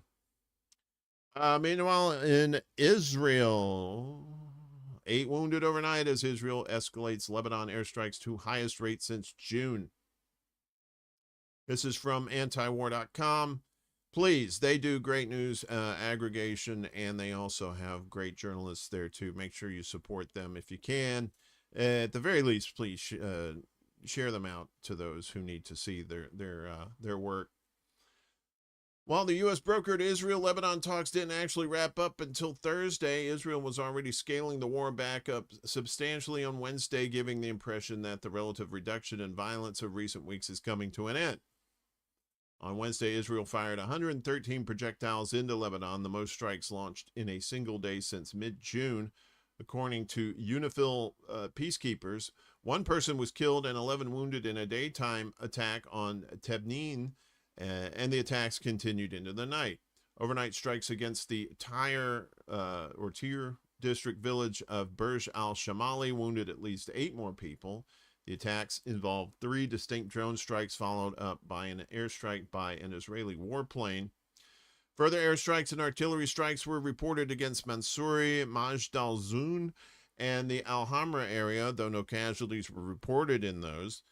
Israel notably issued another order to Mansouri to be evacuated on Wednesday after complaining that locals had attempted to return to their homes there. God forbid people want to go to their homes. Reports in the Israeli media suggest that Israel is considering another substantial military escalation in Lebanon, though that has yet to be confirmed. Wednesday salvos also suggest that strategy may already be partially underway. This week's U.S. brokered talks adjourned apparently without any new agreements, and a preliminary date of September 1st has been set for the next talks, meaning there is effectively no diplomatic obstacle standing in the way of more escalations in the next several weeks. So Israel bombing Lebanon again. And in Gaza, Israeli attacks have killed 1 child per day since the ceasefire started, according to UNICEF. Thursday marked 300 days since October 10th, 2025, the day the ceasefire was supposed to go into effect in Gaza, but the Israeli military has continued constant violations, and according to the UN's child relief agency, UNICEF, has killed at least 300 children in that time, or 1 per day. A ceasefire that leaves an average of 1 child dead each and every day is failing children, said UNICEF Regional Director for the Middle East and North Africa, Edward Begbeder. With hundreds more children injured, many severely, children in Gaza are still waiting for the end of the violence they were promised. They're going to be waiting a while because Israel does not keep their promises. According to the latest numbers from Gaza's health ministry, Israeli attacks since October 10th have killed a total of 1,255 Palestinians and wounded 4,125. Trumpy and the so-called Board of Peace announced on July 30th that a deal has been reached on Hamas disarmament, but Israel escalated its strikes in the days that followed, killing dozens. Since Monday, the IDF has reduced its attacks in Gaza, but they haven't stopped. The health ministry said on Thursday that over the previous 24 hours, 5 Palestinians were wounded by Israeli attacks, and 1 died of wounds sustained in a previous strike. Announcements made in recent days set out a roadmap for the next phase of the ceasefire, including steps towards ending hostilities and scaling up humanitarian relief. This offers new hope and a chance to finally stop children from being killed, the UNICEF representative said. For children in Gaza, the test is simple. Does the killing stop? Does aid reach them at scale? Do hospitals reopen and water flow? Will children return to school safely in September? Children have heard promises before. This time agreements must translate into action. Again, don't hold your breath. So Benjamin Netanyahu said on Tuesday that Israel rejected the proposal and offered its comments. He also met with representatives of the Board of Peace on Monday, who walked back a key part of the plan following the talks. The board now says that Israel's withdrawal from Gaza will happen only after Hamas disarms, contradicting its previous statement that the two would happen in lockstep. So Hamas is not stupid. They're like, they know as soon as they disarm, that's it. And because they know Israel's not going to, they're not going to, keep their promises. They never do. That's the one thing consistent about Israel. They never keep their promises. Unless they're promising to blow the shit out of you. Those promises they do keep, and they pretty much add to those. Finally, in our news block here, Uganda approves sending troops for international force in Gaza. Uganda. Ugandan authorities sought and won parliamentary approval Thursday to deploy troops to Gaza as part of the international force proposed by Trumpy's Board of Peace to secure the territory following the devastating Israel-Hamas war. The successful motion brought by the defense minister is Uganda's first public indication of its willingness to join the International Stabilization Force for Gaza. Morocco has also pledged troops for the mission. Morocco. Part of that psyop. It was not immediately clear why Uganda agreed to deploy in Gaza or if there was a quid pro quo involved, and some opposition lawmakers immediately questioned Uganda's motive in the decision. Lawmaker Hassan Kiramira said the deployment would raise diplomatic concerns for a country that is a member of the Organization of Islamic Cooperation. Organization of Islamic Cooperation. Woo. Having trouble with these words today. Sorry. The big question for supporters of the deployment is to clarify is which side is our army going to fight, he said in Parliament. Defense Minister Kiriyoa Kiwanuka, seeking the support of lawmakers, cited Uganda's military capabilities stemming from its peacekeeping deployments in countries such as Somalia. The force proposed by Trump's Board of Peace in February would be led by American Major General Jasper Jeffers, who said in May that the 20,000-strong force would ensure future prosperity and enduring peace. Wink, wink, wink, wink, wink, wink. They're also building a U.S. military base there, too, by the way. Last week, Trump announced a deal for Hamas to disarm and for Israel to withdraw its forces from Gaza. Neither one of those things is probably going to happen. According to that deal, the International Stabilization Force would be deployed to Gaza after the completion of a phased withdrawal of Israeli troops. The agreement, part of a broader ceasefire deal reached last year, calls for Israel to cease its military operations and for Hamas and its allies in Gaza to halt all militant activity. The agreement also laid out in general terms what the decommissioning process would look like. After the text of the agreement was released, Israel said it had serious security concerns and that it shared those with the U.S. Israeli attacks have killed over 1,200 people, as we told you about that bullshit deal that they had no intention of keeping. So, yeah, so Uganda in the mix. And speaking of Morocco, I didn't put this in here because there's been several people have pointed out that whole deal about going from Ceuta, the Spanish-controlled portion of Morocco there, swimming to Spain, wasn't a migrant crisis, because if it was a migrant crisis, there would have been families. James Lee did a great video. We're gonna have a video of his coming up here in just a few minutes, but he also has a video on this I highly recommend that talks about that this wasn't a migrant situation. These were all young men and boys swimming across en masse to try to make Trump look good in the midterms. Like, see, look, it could happen there. It's happening there. It could happen here, which is bullshit.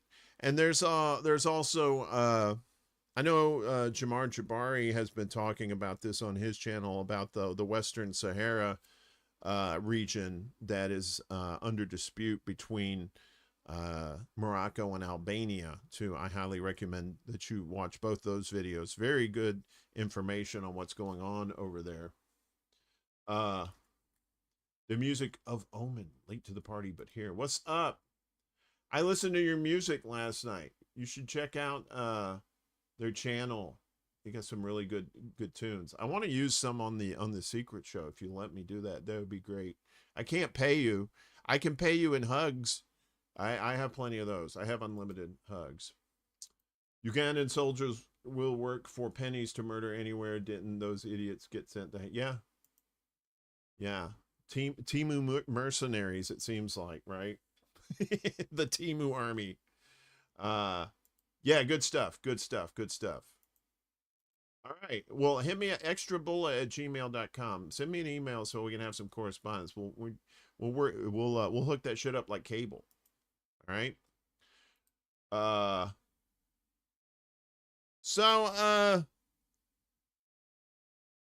Plenty stuff to we have a very fat propaganda watch today.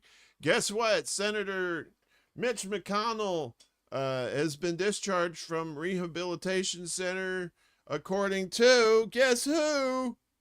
Mitch McConnell. What? Sharing of biased and False news has become all too common on social media. More alarming, some media politicians saying things are true without checking facts first. Unfortunately, some members of the media use their platforms to push their own personal bias and agenda to control exactly what people think. And this is extremely dangerous to our democracy. Yeah, so U.S. Senator McConnell says he's been discharged from rehabilitation center. I'm still in this place that has all these fire and flames, and the devil's down here too. I don't even know what. I didn't do a good McConnell. You have to get Willie Bragg to hook that up. Willie Bragg does the good Mitch McConnell there. File photo. That's not him. That's not recent. U.S. Senator and current corpse Mitch McConnell, whose absence from public view has sparked speculation over his fitness to serve, has said he said he's been discharged from a rehab center and will continue his recovery from home. The announcement on Thursday came 10 days after McConnell's last public statement on his condition, and as the Senate was set to adjourn for its August recess. Critics have accused the senator and his staff of not being forthcoming about the status of his health, to say the least. Right, then bury the body already. You stinking up the joint, Mitch. McConnell has not been seen in public since June 11th, and his continued absence has also narrowed the Republican majority in the chamber as lawmakers face several consequential votes. Earlier today, wait a minute, here he goes. Earlier today, I was discharged from the rehabilitation center to continue my recovery at home, McConnell mumbled, adding that he and his wife were grateful to those who offered support and medical care. McConnell had previously said he was hospitalized on June 14th after suffering a fall at his home in Washington, D.C. His office has since released 2 photos showing him in the hospital, but has not released any video or audio. Of course, one of the pictures they released was from 2023, and according to the calendar, it's 2026, unless he's a time traveler. The latest statement did not include any new photos of McConnell or other media. On the advice of my doctors, I'll maintain an intensive regimen of physical therapy from home during the state work period, he said, referring to the Senate recess, and I'll continue to engage with my staff and colleagues on important Senate business. From the grave, they using the Ouija board to talk to me down here. Ooh. The absence of the 84-year-old from legislative business has raised criticism over the advanced age of many elected officials in the U.S. It also sparked conspiracy theories, with online influencer and Trumpy ally Laura Loomer among those claiming McConnell's true condition was being withheld from the public. Loomer, the puppet of Jigsaw, had initially claimed without evidence that McConnell was brain dead. If anybody knows about brain dead people, that would be her. She's an expert. She later claimed, again without evidence, that photos released by McConnell's office during recovery had been doctored. Although there was the one where he's like wearing the pink shirt and his wife's right next to him. That's from 2023 when he was in hospital then. There have been competing theories over what would happen in the event of McConnell's death or sudden resignation. The senator is not running for re-election and is set to leave office at the end of his term in January. U.S. Representative Andy Barr, Republican, and former state lawmaker Charles Booker, a Democrat, are set to face off for the seat in the November 3rd midterm election, but under a 2024 state law, in the event of a vacancy, Kentucky's governor can call a special election. The law further says the governor must give 63 days notice, meaning the vote could run up against the midterm election. Experts have said that any move to replace McConnell for the remainder of his term would likely face legal challenges, which in turn could result in a prolonged vacancy for his seat. Republicans currently hold 53 seats in the 100-member Senate, but several lawmakers have shown increasing willingness to break from the party A vacancy in McConnell's seat would further shrink Republicans' margins. McConnell's announcement comes weeks after U.S. Senator Lindsey Graham, a top Trump ally, died unexpectedly on July 11th. Graham's sister, Darlene Graham, has since temporarily filled his seat, and she's going to be running for that seat permanently. Yeah, the whole thing about Mitch McConnell is just some wild shit. And then I read somewhere today, too, there was some video. Somebody was outside his home, and people were coming out. I guess, I don't know if there were people that work for him or whatnot, and they weren't saying nothing. They were like, nope, not going to say a word. Not even like, oh, how's he doing? You know, that's the kind of questions they were getting. Like, hey, how's he doing? And they're like, they pulled a Fauci and said, I plead the fifth.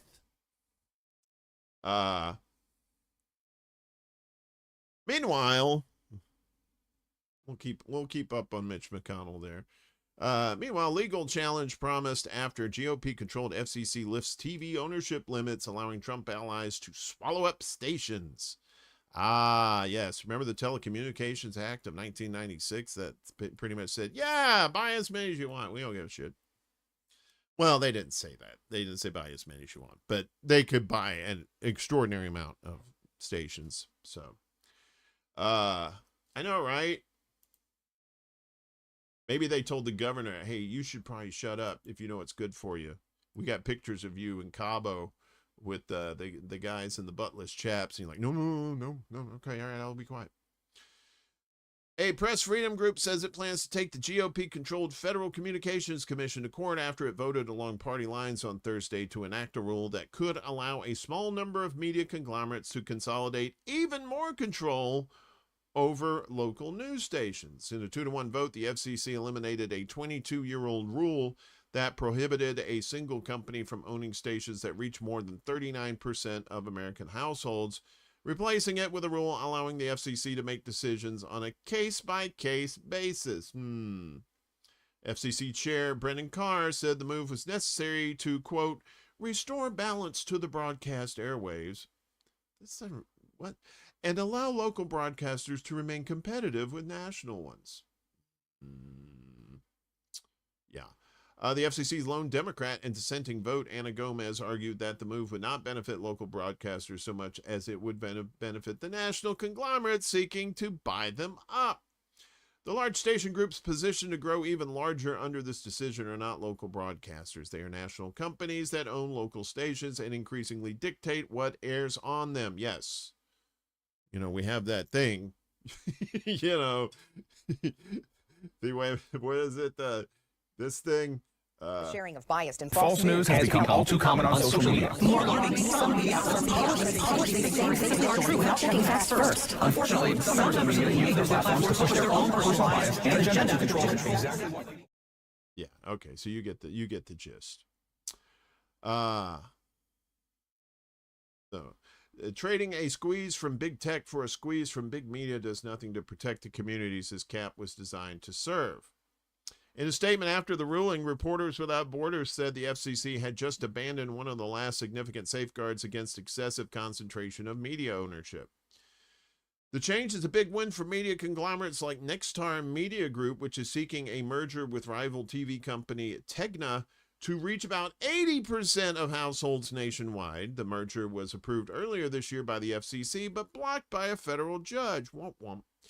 It would also allow the Sinclair Broadcast Group, a conglomerate known for forcing must-run segments with right-wing talking points into local news coverage from its corporate headquarters, the ability to continue gobbling up local news stations around the country. Free Press, a media and technology watchdog, said it planned to appeal the FCC's decision in court, arguing that Carr had exceeded his power by overriding the 39% threshold, which was enshrined in federal law by the 2004 Consolidated Appropriations Act. His goal is to spur more media consolidation involving companies Trump views as ideological allies and corporate cronies, said Matt Wood, the group's vice president of policy and general counsel. Carr, a Trump appointee, has previously sought to use the FCC to crack down on the use of the airwaves by Trump's ideological enemies and consolidate control for his allies. He's threatened the broadcast licenses of networks that criticize Trump, most infamously pressuring ABC to briefly pull late-night host Jimmy Kimmel off the air last year. He's also used the FCC's approval of the Paramount Skydance merger to enforce ideological conformity at CBS News, which has dramatically altered its coverage and personnel to be more favorable to the administration and to other countries, too. Starts with an I and ends with Thrill. Carr has argued that the FCC has the power to alter the consolidation cap because Congress technically directed the FCC to modify its own regulations to enact the 39% limit. Gomez has disputed this, noting that when the FCC previously tried to move the cap, Congress stepped in within months and made clear the FCC did not have the authority to change it. Changing this limit requires congressional action, but Carr doesn't care, Wood said. He'll do whatever it takes to clear the way for Trump-aligned billionaires to swallow up stations wherever and whenever they please. John Bergmeyer, legal director at the public interest group Public Knowledge, argued that removing the cap was not only illegal but also bad policy. Consolidation does not serve local broadcast audiences or give them more local news and information, Bergmeyer said. It gives distant corporate headquarters more control of what is aired, and it creates pressure to cut local reporters and air the same programming across many markets. Free Press Filing argues that Carr is not just violating the law, but seeking to help Trump use the commission's licensing authority to exert total control over the media.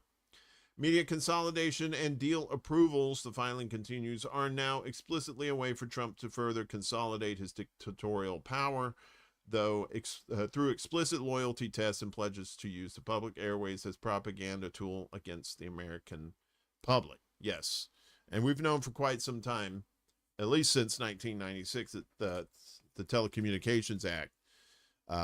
There used to be, before then, a corporation or a company could only own a certain number of media outlets, period. Right? That includes TV stations, radio stations, newspapers, magazines, media. Now it's, and you wonder why people. I had Don Culpepper on ExtraBulla Live couple 3 weeks ago, and we talked about this.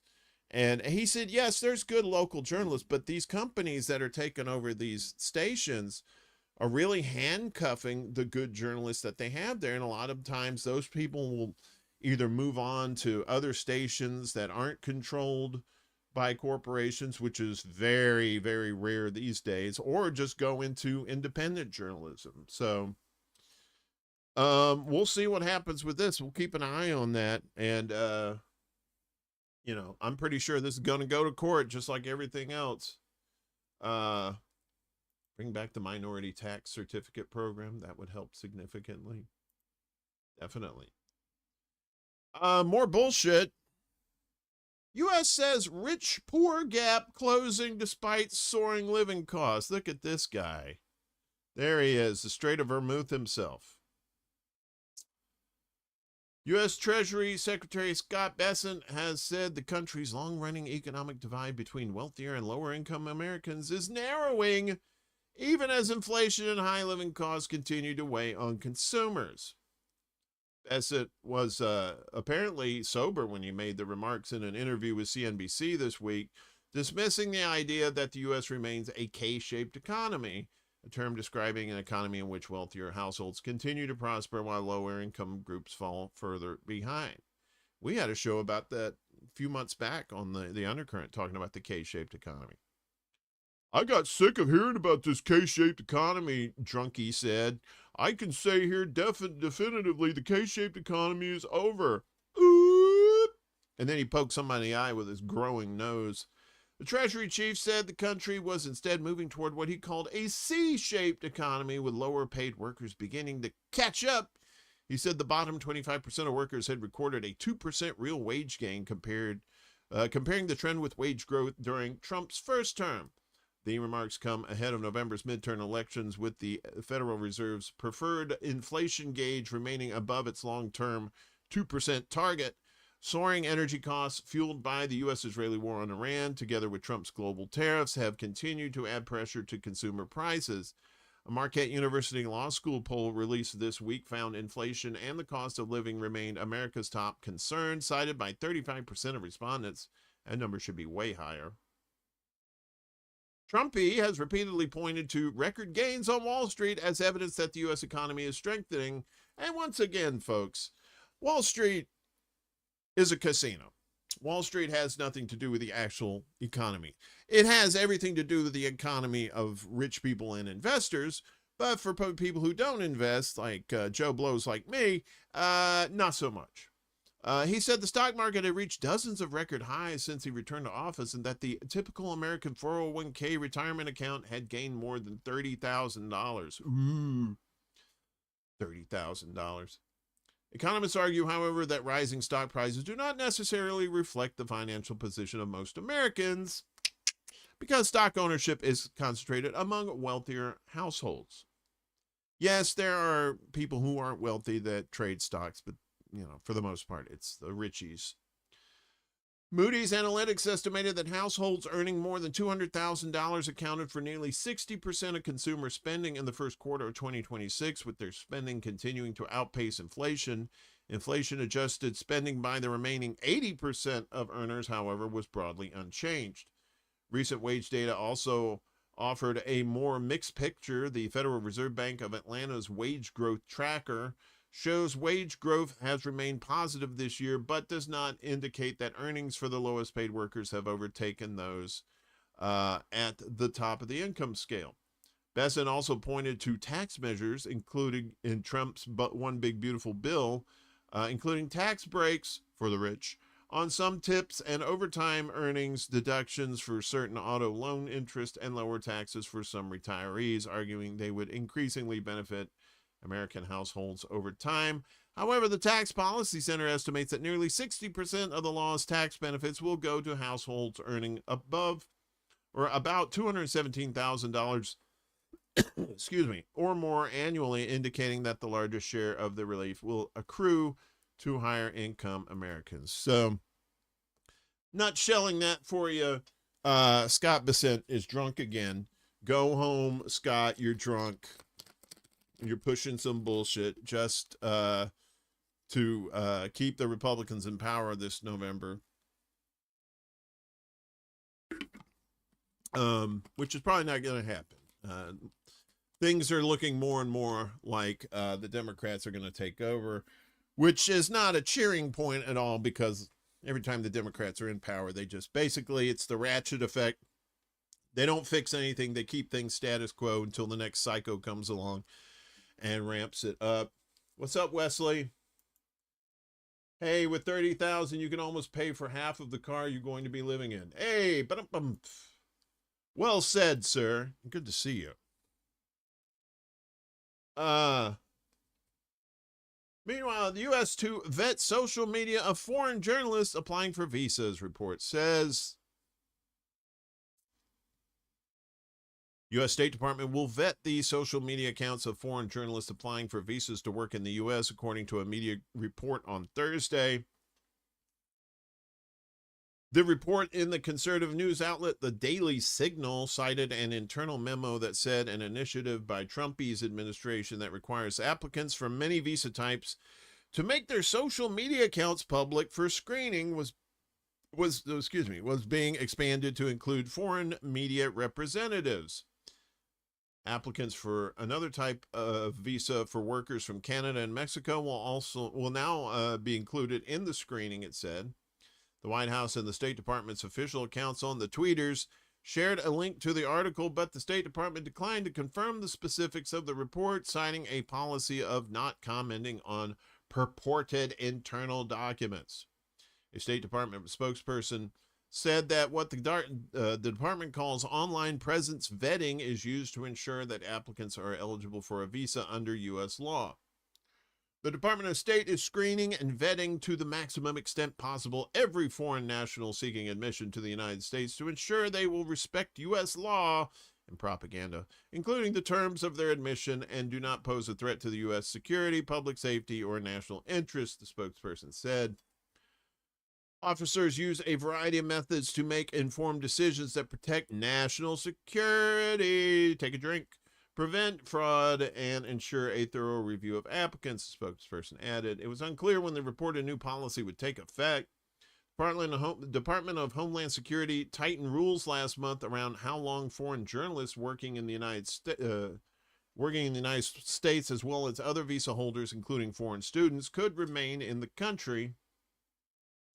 It also builds on a series of steps that Trump's administration has taken since he began his second term and taken office in January 2025 to make online speech a factor in immigration and visa decisions, which is ironic because we have our First Amendment here. But okay, whatever.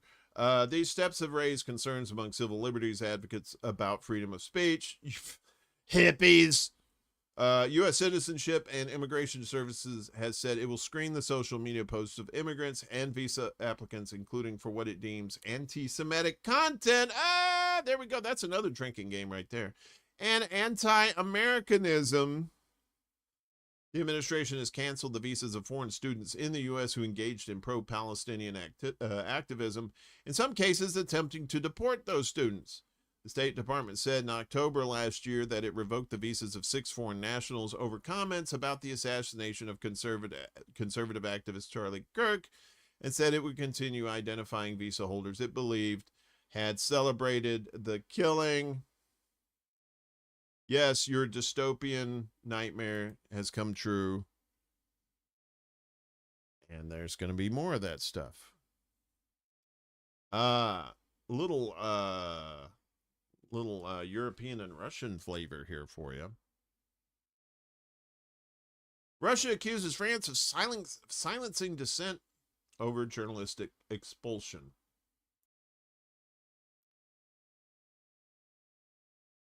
That's Ksenia Fedorova, former head of RT France.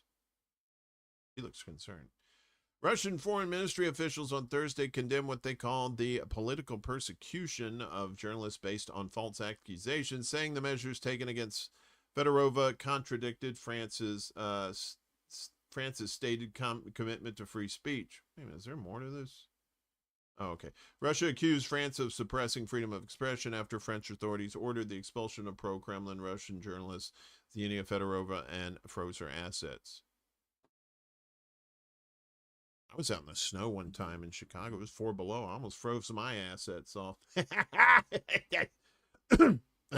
So they condemn what they call political persecution, saying the measures taken against her contradicted France's stated commitment to free speech. Such actions are incompatible with France's rhetoric regarding its commitment to the principles of freedom of expression, Deputy Foreign Ministry spokesperson Alexei Fariv said in Moscow. Fariv accused French authorities of branding dissenting views of Russian propaganda and attempting to force out journalists and media organizations whose positions did not conform with the official line. He also criticized what he described as the French leadership's persistent efforts to blame Russia for the country's domestic problems. French authorities accused Fedorova of acting as a conduit for disinformation campaigns orchestrated by the Russian authorities and designed to destabilize public order in France. She was served with an expulsion order in late July and had her assets frozen. Fedorova said on Monday that she was currently outside France and did not intend to return until the measures had been suspended or withdrawn. Her growing prominence on French media outlets owned by conservative billionaire Vincent Bolloré had raised concerns over possible attempts to influence public debate, particularly ahead of the 2027 presidential election. Fedorova has rejected the accusation, saying in a statement attributed to her on the tweeters, "My conduct consists of living in France. My conduct consists of living in France for nearly 10 years in compliance with the law, paying my taxes, but also having an opinion and expressing it as part of my work as a journalist."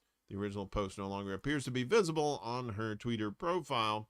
Fedorova previously headed the French branch of the Russian state-run broadcaster Russia Today, that's RT, whose programs have been banned across the European Union since March 2022 following Russia's invasion of Ukraine.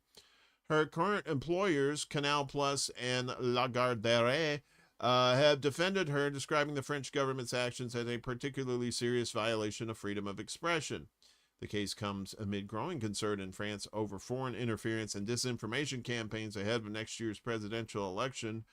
French authorities have repeatedly accused Russia of seeking to amplify political divisions and shape public opinion through coordinated influence operations. Russiagate, French style. Moscow has denied interfering in France's domestic affairs and has accused European governments of using allegations of Russian propaganda to silence alternative viewpoints. The Russiagate. Oh, sacre bleu.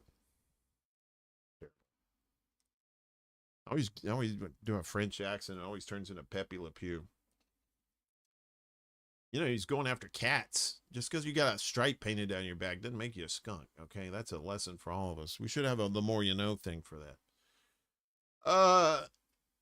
So rights groups saying Israeli deliberate killing of journalists likely a war crime.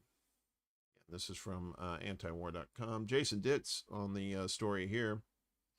Multiple human rights groups, including Amnesty International and Human Rights Watch, issued statements today related to the April 22nd killing of Lebanese journalist Amal Khalil by Israeli forces, concluding that her killing was almost certainly a war crime and should be investigated as such.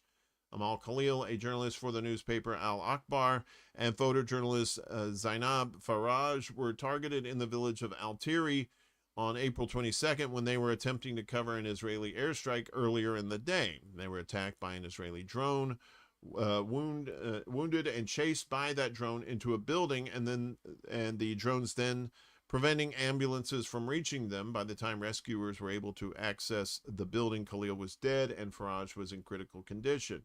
The two were trapped for hours with drones dropping stun grenades on Red Cross workers. That's another war crime too. And opening fire on ambulances that got too close to the building. Human Rights Watch concluded that the evidence was Israel knew full well the two were civilians and attacked them anyway. The Israeli military says it does not target journalists, but the facts and evidence show that it has repeatedly done so. Yeah, what they say and what they do are two totally different things. A Human Rights Watch researcher noted, while Amnesty added that it was a direct attack on civilians which should be investigated as a war crime. The IDF expressed regret. Oopsie! Oh, sorry about that, y'all. Over the death of the journalist, but framed it as a series of events that ended in the death. A series of events. Yeah, it was a series of events. A series of war crime events that ended in the death of two alleged Hezbollah members as well. Their statement didn't appear to dispute the right group's version of the events, which was a deliberate attack and killing of the journalist who was attempting to cover the slaying of the other people, which happened hours prior. Khalil was the 9th journalist to have been killed by Israel in their 2026 invasion, according to the Committee to Protect Journalists, wounding a substantial number of others in which, by all appearances, were deliberate attacks. Lebanese journalist Sahar Mandour noted that the Lebanese government had done nothing to protect the journalists, neither investigating any of the killings themselves nor taking any legal action over the deliberate killing of Lebanese journalists inside Lebanon. The Lebanese government, you mean the Lebanese government that does absolutely nothing for their people and they suck Israeli dick? Yeah. That's why you have Hezbollah there, because that government there is weak as well water. And, you know, there may be some Lebanese people who's like, well, you don't know, you don't live here. It's like, you don't need to live there to know that. Speaking of more propaganda, Hasbro. Israeli occupation troops clear near 10 million tons of rubble in Gaza to erase evidence of genocide. You know, we told you there's always an official death toll there, but there was thousands of more people under the rubble there that haven't been accounted for.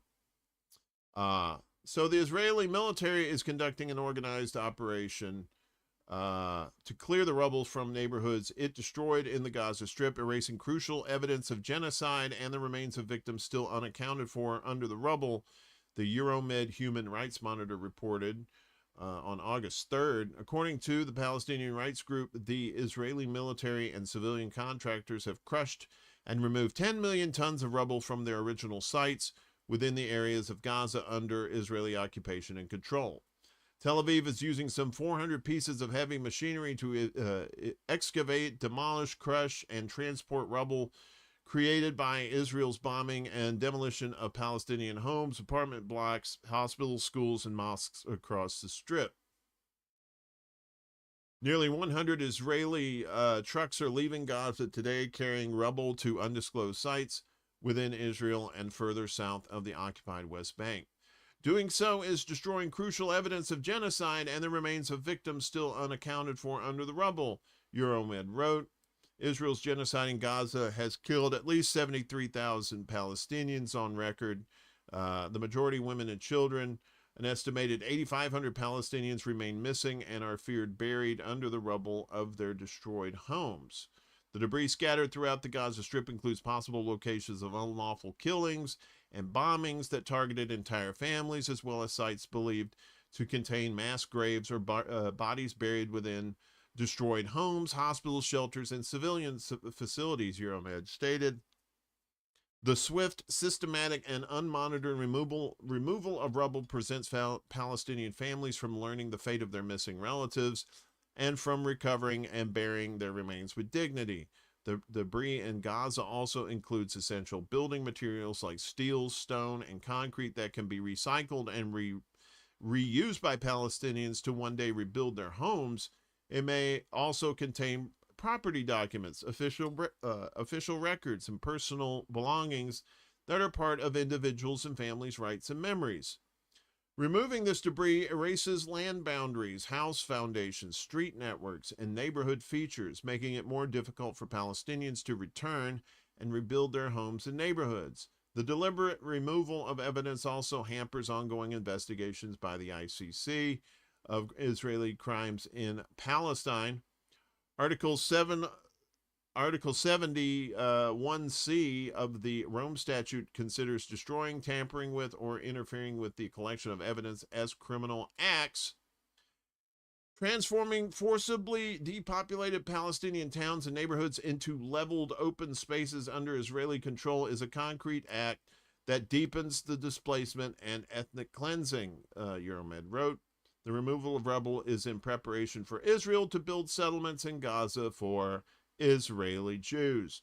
This process is inseparable from Israeli settler colonialism, which involves uprooting Palestinians, erasing signs of their presence, and redefining the land without them. Israel's ban on journalists entering Gaza since the start of the genocide has also helped hide the state's crimes against Palestinians. Israel has also tried to erase evidence of the genocide by pressuring social media and tech firms to delete online video footage from Gaza. In 2025, YouTube quietly erased more than 700 videos documenting Israeli war crimes in the Strip by deleting the accounts of 3 prominent Palestinian human rights groups. Ah, yes, YouTube. I know we're broadcasting on YouTube, but fuck YouTube, you corporate pieces of shit. And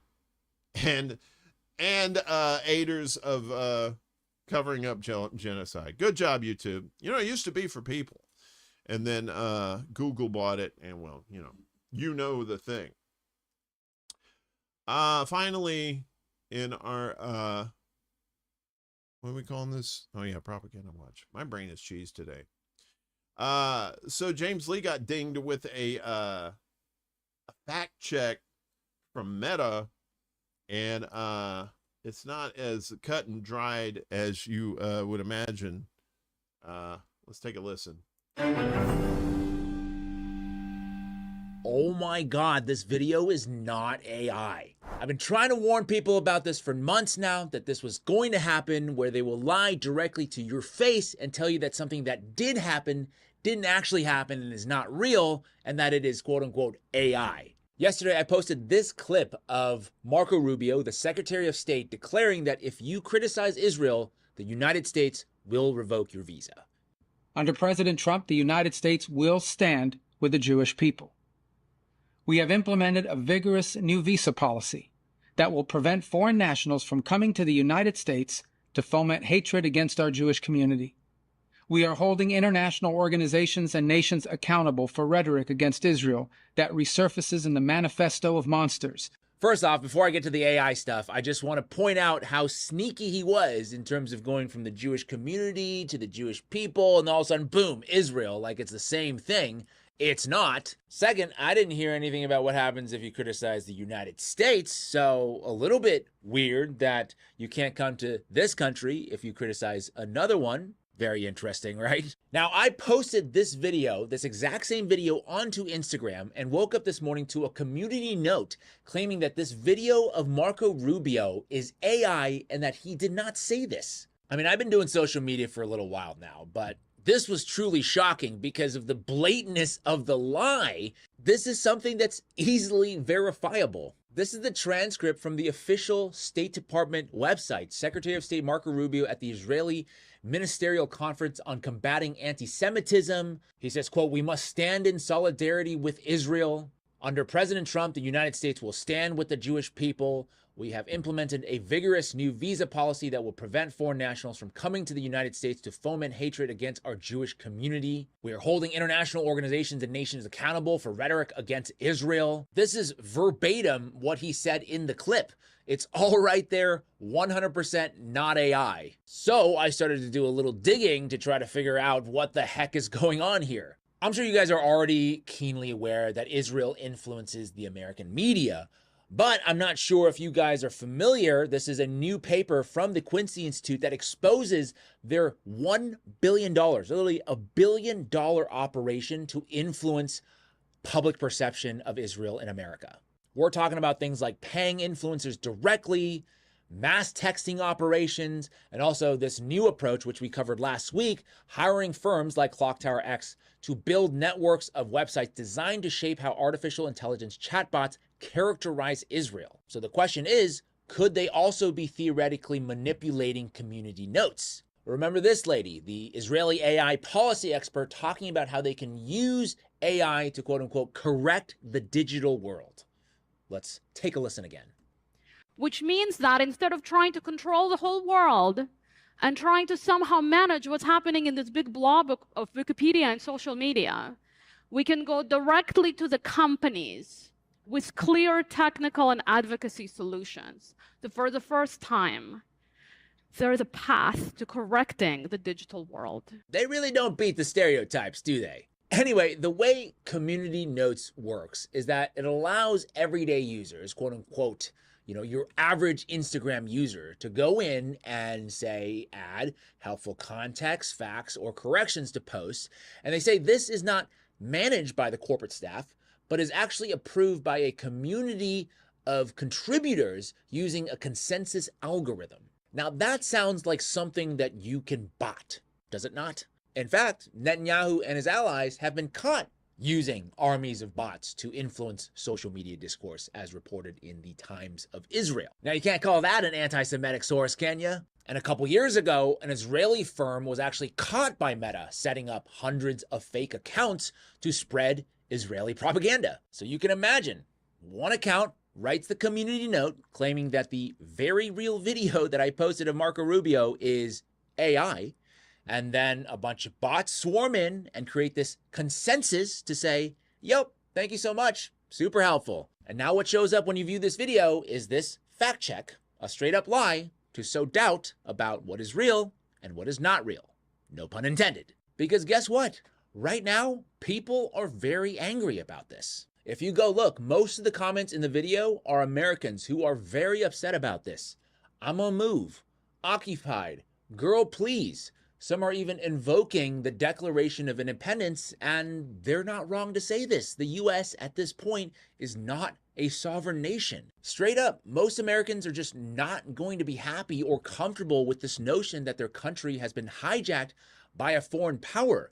Israel knows this. They know that they cannot win on the policy front alone, so they must use this kind of deception and misdirection to confuse people. You see, AI is now becoming a tool for them to muddy the waters because guess what? The entire campaign against Israel isn't coming from the fact that we don't like Jews or we don't like Israel. It's coming from all of us collectively viewing these horrific videos, tens, if not hundreds of thousands of people being blown up, a genocide broadcast in 4K, and then political leaders saying the most dystopian shit, and then all of a sudden now they can go, nope, that didn't happen. We didn't say that. It was AI. This is literally 1984. The party told you to reject the evidence of your eyes and ears. It was their final and most essential command. People can go Google this right now. This is a real State Department policy that criticism of Israel can lead to visa revocations. But the reality is most people aren't going to do that. People aren't going to dig and find that this speech in its entirety is posted by Ambassador Rabbi Yehuda Kaplan, who is the special envoy to monitor and combat anti-Semitism at the U.S. State Department. They're just going to go, James, shame on you. Why are you posting AI? And I'm like, I'm not. If he didn't say this, it's irresponsible to post it. And I'm just like, yo, they are in real time turning my audience against me with lies. I get it. People hate being fooled by AI. So they go, what if we can make people think that James is the bad actor posting all these AI videos? Big picture, I just want to say that this is an insidious force that is doing everything they can to destroy American society. It's kind of like a virus that needs to survive, and they will stop at nothing until they eventually overwhelm its host. Well, we are that host, and so we must do everything in our power to fight off this virus before it consumes us all. That is it for me this week. I just want to really quickly clarify that this story is not about, woe is me, my one video getting fact check or whatever. It doesn't matter. This, I think, is a larger issue with this kind of Zionist-controlled media and tech space that allows for this to happen on purpose to deceive people. And so I want to know if you're seeing other situations like this, if there are other things you're seeing out there and you want me to look into it, let me know. Comment down below. Right now, I'm actually working on a huge media project that I think will be a major game changer. More details on that to come. But for now, if you want to support my journalism, you can go to my website, 5149jameslee.com. Sign up to become a member, or there's also an option to give a one-time donation, no subscription necessary, or you can also buy some merch. But if not, no worries at all. My mission is always to provide public access to important information. So just do me a big favor and give this video a thumbs up, hype it, share it, subscribe to the channel, turn on that notification bell so you can be the first to know when my next video drops. As always, thank you so much for your time, and I will see you in the next one. In addition to my work leading the Israel public policy team, I created a new role specifically focused on the Jewish diaspora. It is a privilege to represent Meta to Jewish communities worldwide. I am proud that Meta's commitment to addressing anti-Semitism on our platforms has remained steadfast. We banned content with harmful stereotypes about Jews, such as the claim that Jews run the world or other major institutions. We updated our policies to recognize that the term Zionist can be used as a proxy for Jews and Israelis. We banned content claiming Zionists run the world or control the media, and we do not allow for dehumanizing comparisons of Zionists. Yeah, I highly recommend that you watch his other video too, talking about how the media responded to El Sayed's win in Michigan too. That's some eye-opening stuff there too. Yeah, and we've been saying this on this channel and other channels too for a while, that AI is just going to muddy the waters, right? You're not going to know what to believe. So, during, what was it, a few months back when we were seeing AI video of Netanyahu with the weird fingers and stuff. Turns out he was still alive, but maybe he got like messed up medically or something. They didn't want to put that out. And now you're going to see probably more of these where it's like when you put actual real truthful videos on there, that these bots are going to swarm in and say, oh, well, this is AI. This is AI. And, even media trained people who know, like people who work with video editing and whatnot, tend to get fooled nowadays because the AI is getting very, very good. It's still not perfect, but it's getting there, right? We've come a long way from the crazy Will Smith, nightmare spaghetti hands, so to say something is AI when it's truthful, it's definitely going to plant a seed in a lot of people's heads that can't tell the difference between AI and real life videos. So we always have to keep an eye on that as well. And we will. So also today, of course, as always, we want to shout out those who are in need of mutual aid. Our buddy Lana Dell is in need of aid too. I've added her link down below in the description. As always, if you can like and share out, well, if you can donate and share the links, that's great. If you, or at least just if you can share out the links, that would help these folks a lot.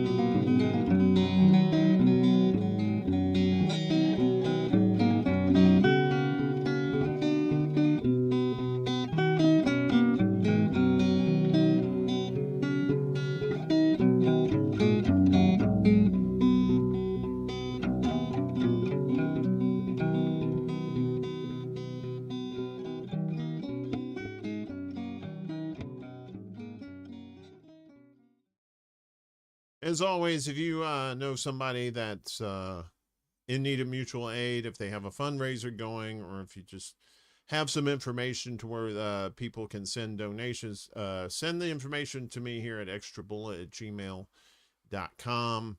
And also, if you have updates, if you know the mutual aid recipients that we have down below, if you have any updates to what's going on with their stories, let me know as well.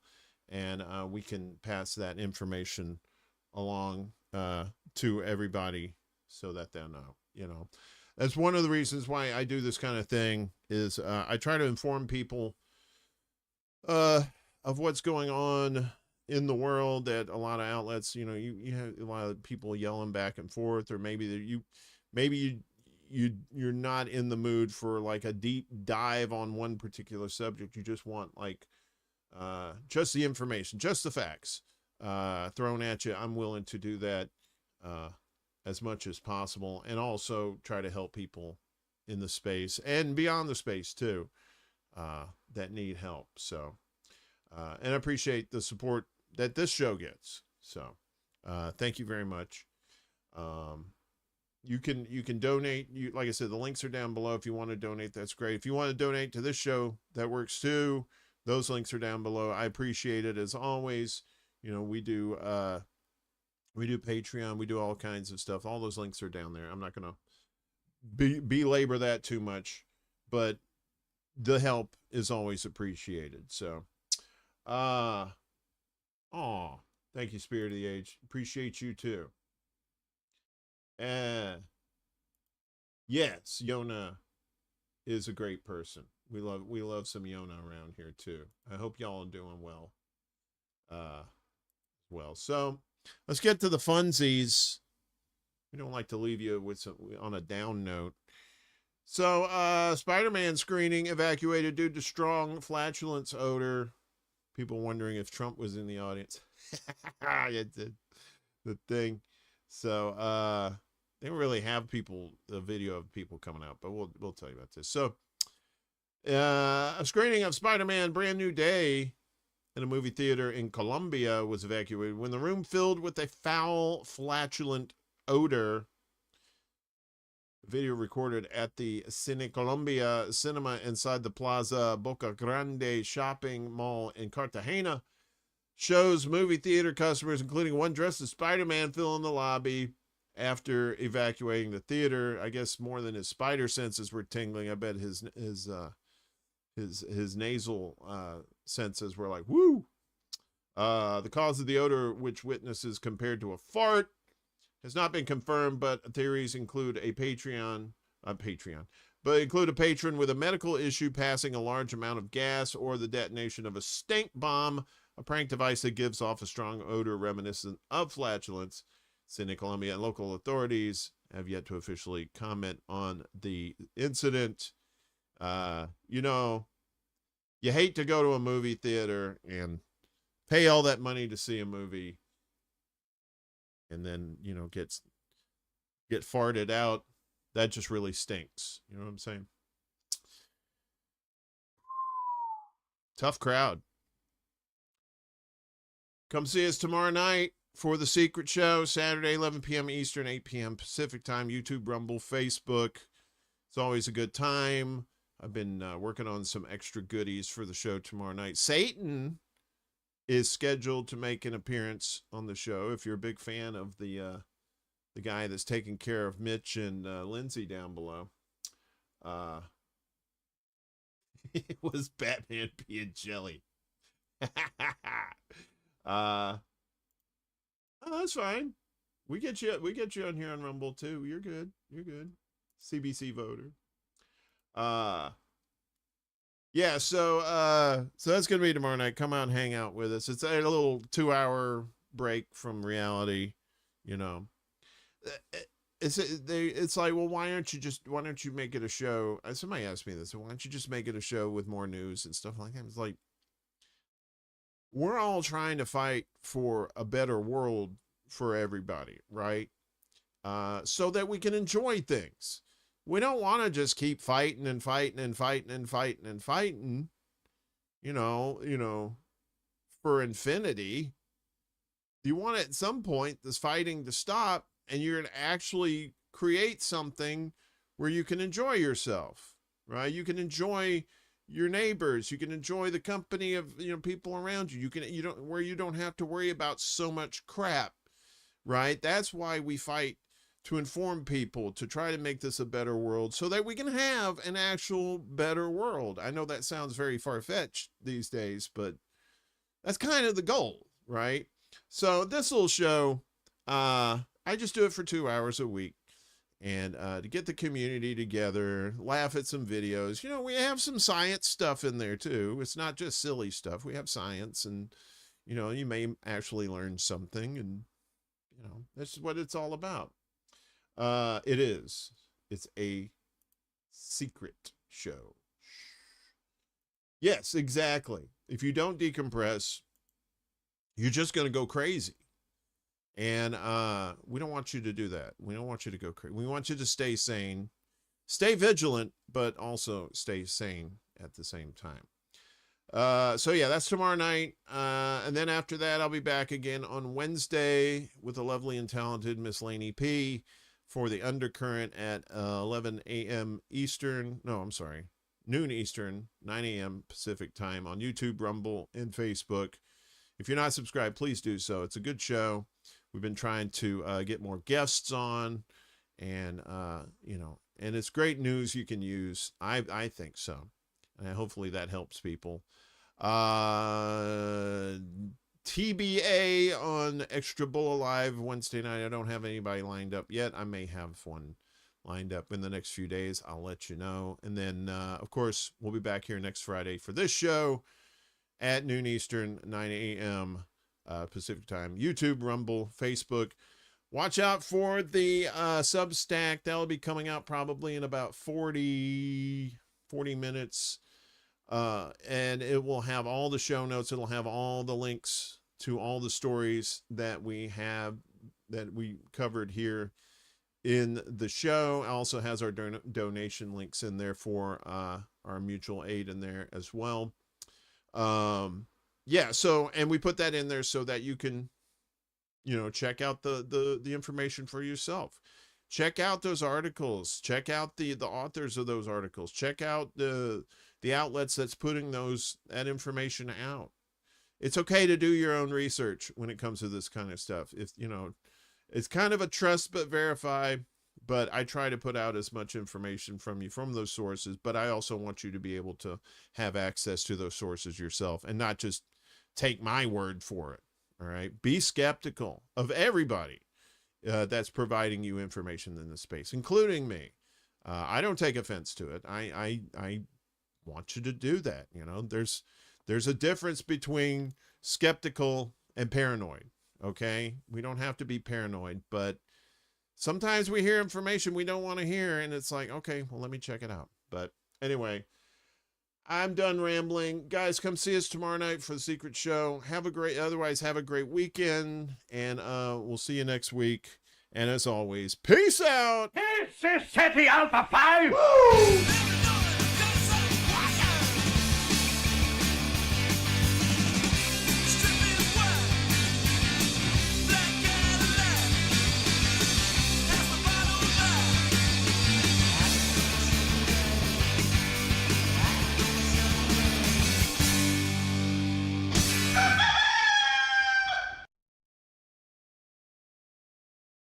Soon.